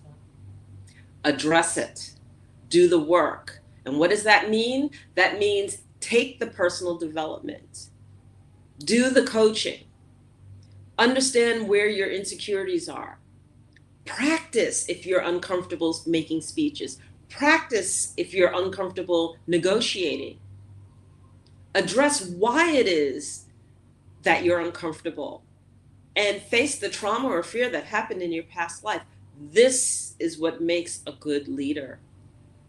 The ability to understand their worthiness, but at a point where they've addressed the trauma, the issues, the limited beliefs, the cultural conditioning that they've come up in, so that they come in standing in their truth with an open heart, open mind, and the ability to see multiple points of views without fear, without the fear of taking a risk or going and venturing into areas that they've never ventured in before. That's called the strong and solid foundation in leadership. I agree. I agree. And the two words that came up for me were transparency and vulnerability. And a Yes. lot of people are so afraid of being transparent, of being vulnerable. But those aspects are make the greatest leaders. Because if you're hiding, you're not being transparent, then you can't move forward. You can't move into a place of understanding who you are. And therefore, you're doing just like what you said, don't do. You're trying to fake it. And that is going to lead you down a path of really having your reputation and not and feel a sense of unworthiness, taking you down a path of uh, a path of misunderstanding a lot of times, because what happens is that if you're not transparent, you'll say things and you'll do things that will be miscommunicated or misunderstood because you're not coming from a place of authenticity. The other word is vulnerability. And people think it's very weak to be vulnerable. But how can you learn? How can you be in a position of learning if you aren't vulnerable, if you aren't allowing yourself uh, to trip up or to make a quote unquote mistake? Those things are for your learning. I was watching a movie about the light bulb, right? I was watching it with Yes. Thomas Edison. And of course, the thousands and thousands of attempts that it took for him to get to having that light bulb and light up a whole city. But he took every mistake or quote unquote mistake as a success, as research. If we do those things, we can become great leaders and impact millions of people by just being a little bit more transparent and being and allowing yourself to be vulnerable. I love what you're saying. So, really, to summarize it, create a strong foundation. Create the foundation that is solid, but not solid for others, but solid for yourself to stand on. Take the time to do the personal development. And then embarking on new roads. And I want to talk about innovation because we come from a society that loves conformity. Conformity in that this is how the rhythm goes, this is how you enter in, you can't do it any other way. If you do it any other way, you're really going against the grain, you really need to do it this way, this is how everyone does it. I will pick on some things that I myself would challenge. For example, this way of marketing in the respect that says, oh, you can only market for 30 seconds, oh, you can only market for a minute, and then you lose everyone's attention. And then if you are selling or entering the marketplace with a product or a service that is significantly complicated, intricate, where you have to educate the population or you have to educate your consumer, 30 seconds and a minute isn't going to handle it, you know? And what we need to do is we need to stop treating our consumers like they're not intelligent. The bottom line is that if I am selling something that's very important and I have to educate my consumer, do I want a consumer that can only hold an attention span of 30 seconds to a minute? I don't know that that's the target market that I want.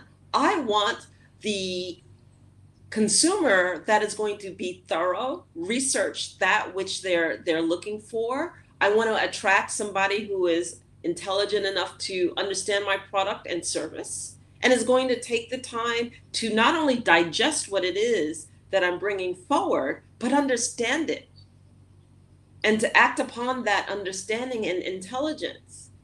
And so I'll go into a different direction. Let's say that I'm a chef. And let's say, all chef schools are nasty. And I caveat that with they're arrogant, they are very, very hierarchical, they are very belittling. And as you traverse working up to be that head chef, you take a great deal of nastiness in the old traditional schools. But here you are with your business plan. Here you are with your vision that you want to hold. Remember that you have a choice as to the environment that you decide creativity should take place. That it does not have to model what's already in place, or because when you went to school it was that way, it has to be that way. We have the opportunity to change paradigms. We have the opportunity to create the environment, the creativity level by which people are able to engage at, and the orientation by which they learn. And so there are so many conformities that we're expected to engage in. Now, the same scenario that I used for a chef can be said about the medical community and many other communities in terms of how we choose to engage and what we choose to engage. So I guess what I'm summarizing is use your innovation, use your ability to enter into the market, creating your own paradigm and not necessarily fitting into the paradigm that already exists. Because we're here with a new generation. We're here with different technologies, and that which was in the past doesn't necessarily have to be what comes forward in order for you to set the standard and the tone. Those are just some of my thoughts. And I welcome your comments on this one.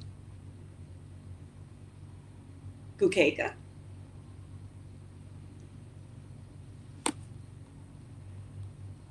And just in case she's not available, I would like to, oh, there you go. Okay, what are your thoughts on that, Bukeka? As I went on my diatribe. You know, innovation. That's okay. Everything that you said speaks right to what I feel is important in terms of stepping into business. First of all, we are, as we say here, genius is common. Now, that genius is our creativity, our ability to imagine and think beyond the rules, think outside the box.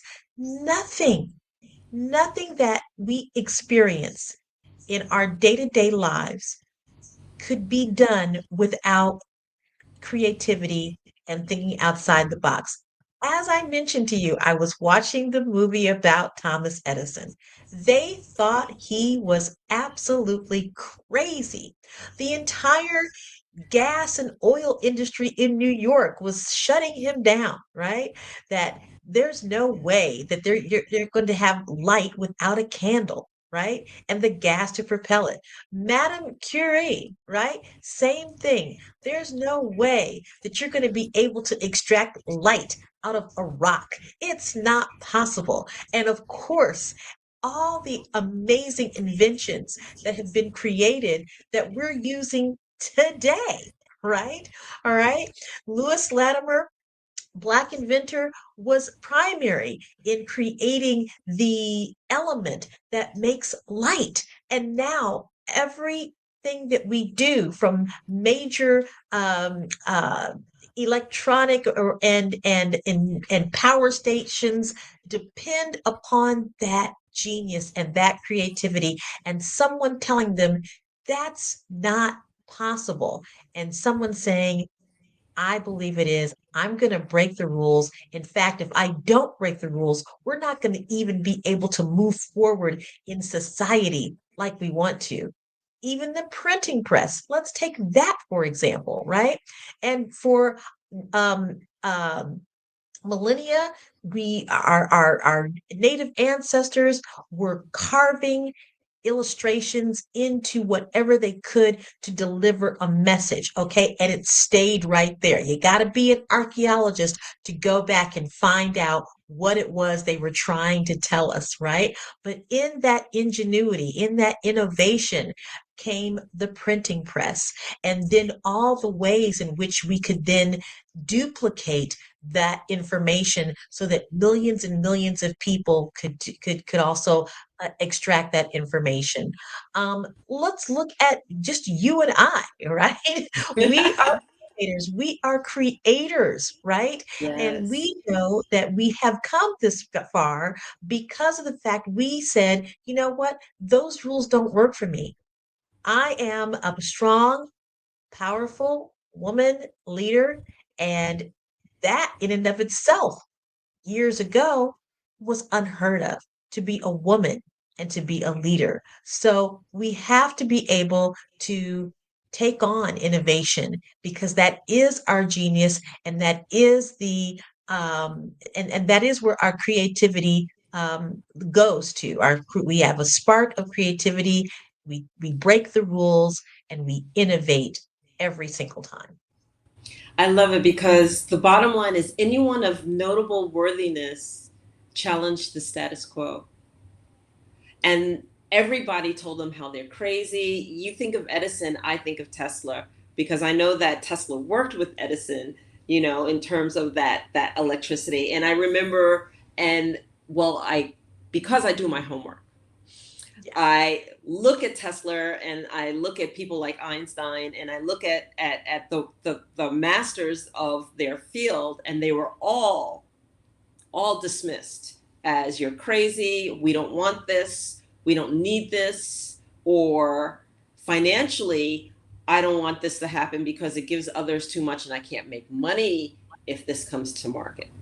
So when we challenge the status quo, I think that it's also important to emphasize that we do our homework. And what does that mean, doing our homework? That means research your market. Research your marketplace. Know the innovators that came before you. Know how the marketplace handled the introduction of something that's similar to your product or your service, and in what areas, and how it succeeded and how it failed. Learn from other people's mistakes.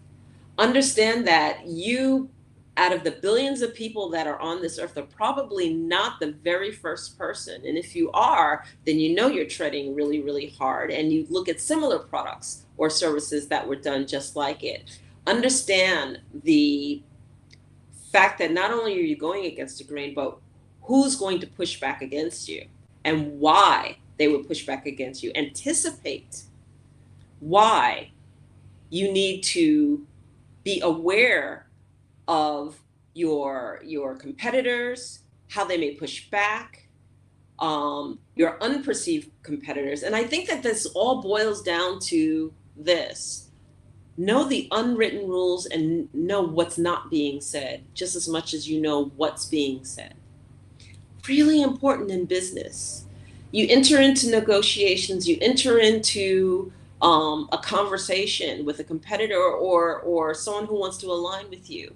It's so important not only to hear what they're saying, but hear what's not being said.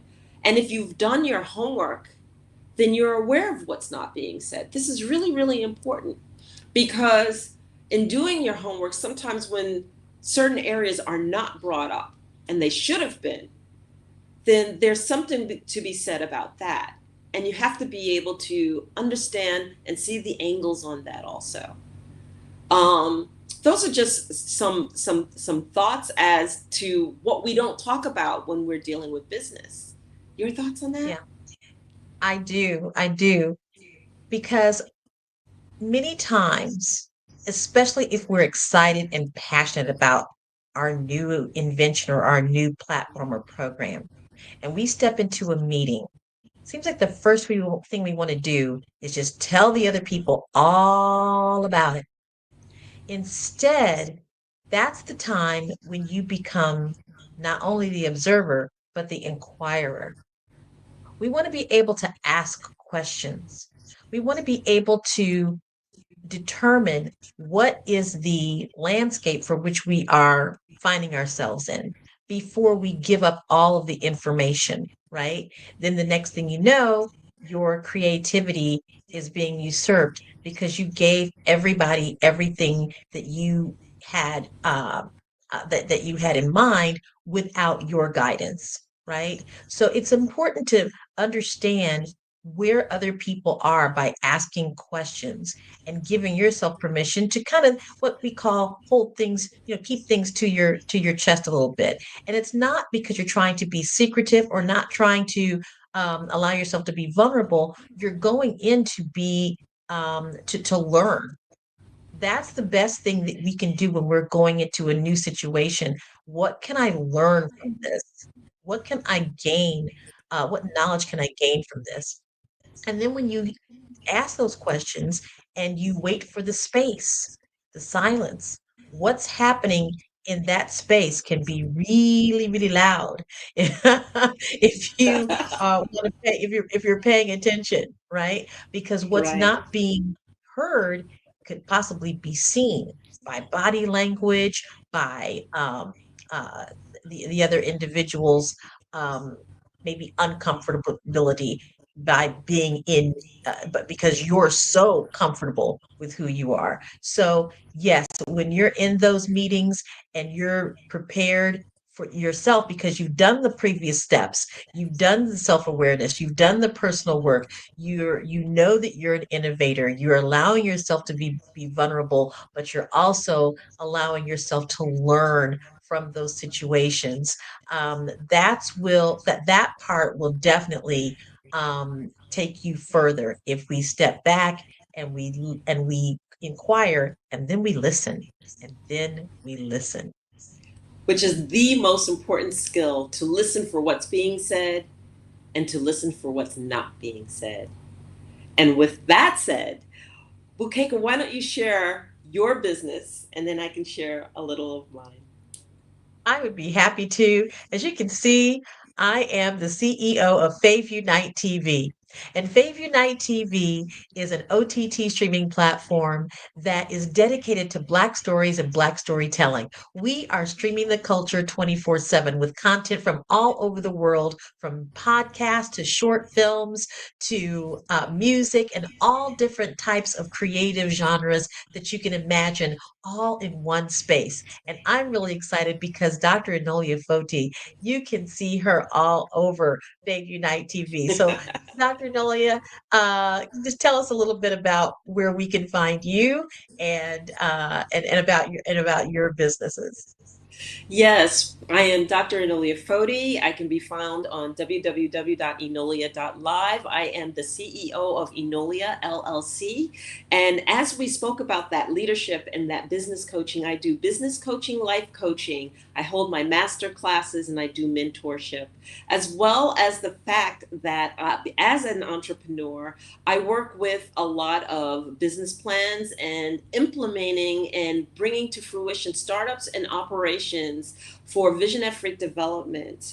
And if you are an investor looking to invest in Africa, please reach out to me. And if you are a project that wants to be implemented, please reach out to me. So with that said, that entrepreneur, well-rounded key piece is right there.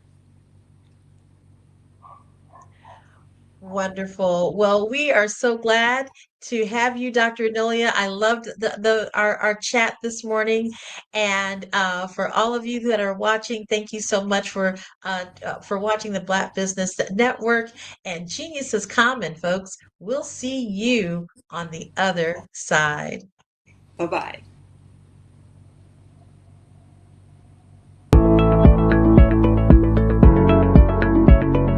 Prepare for what's coming and dominate in economic winter. Stand strong and thrive by showcasing your great products and services globally through the Black Business Network and Black Business Olympics. The Black Business Network has showcased over 2,000 companies with over $7 billion in sales each year. Over 10 million attendees have viewed the rebroadcast each month. Through the Black Business Olympics, unique styles of business training and mentoring are turning students into business owners and entrepreneurial warriors who will dominate in any economy. Gain the ultimate advantage of the Black Business Olympics, 7 days of unbelievable topics and speakers speaking around the globe. Donate your time and experience to provide expertise and scholarships to students worldwide and change the world. Now, more than ever, new insights, tools, strategies, and capabilities are needed. This is your chance for a major presentation to the world. Fill out the form and join the more than 2,000 speakers who have presented to over 200 countries. Join the Black Business Network streaming live into the Metaverse, STEM City, Black Multiverse Enterprises, Hulu, Amazon, YouTube, iHeartRadio, Apple, Facebook, LinkedIn, Pod TV, IBM TV, Spotify, and Google Podcasts. Sign up today. Spaces are limited, and we will see you there.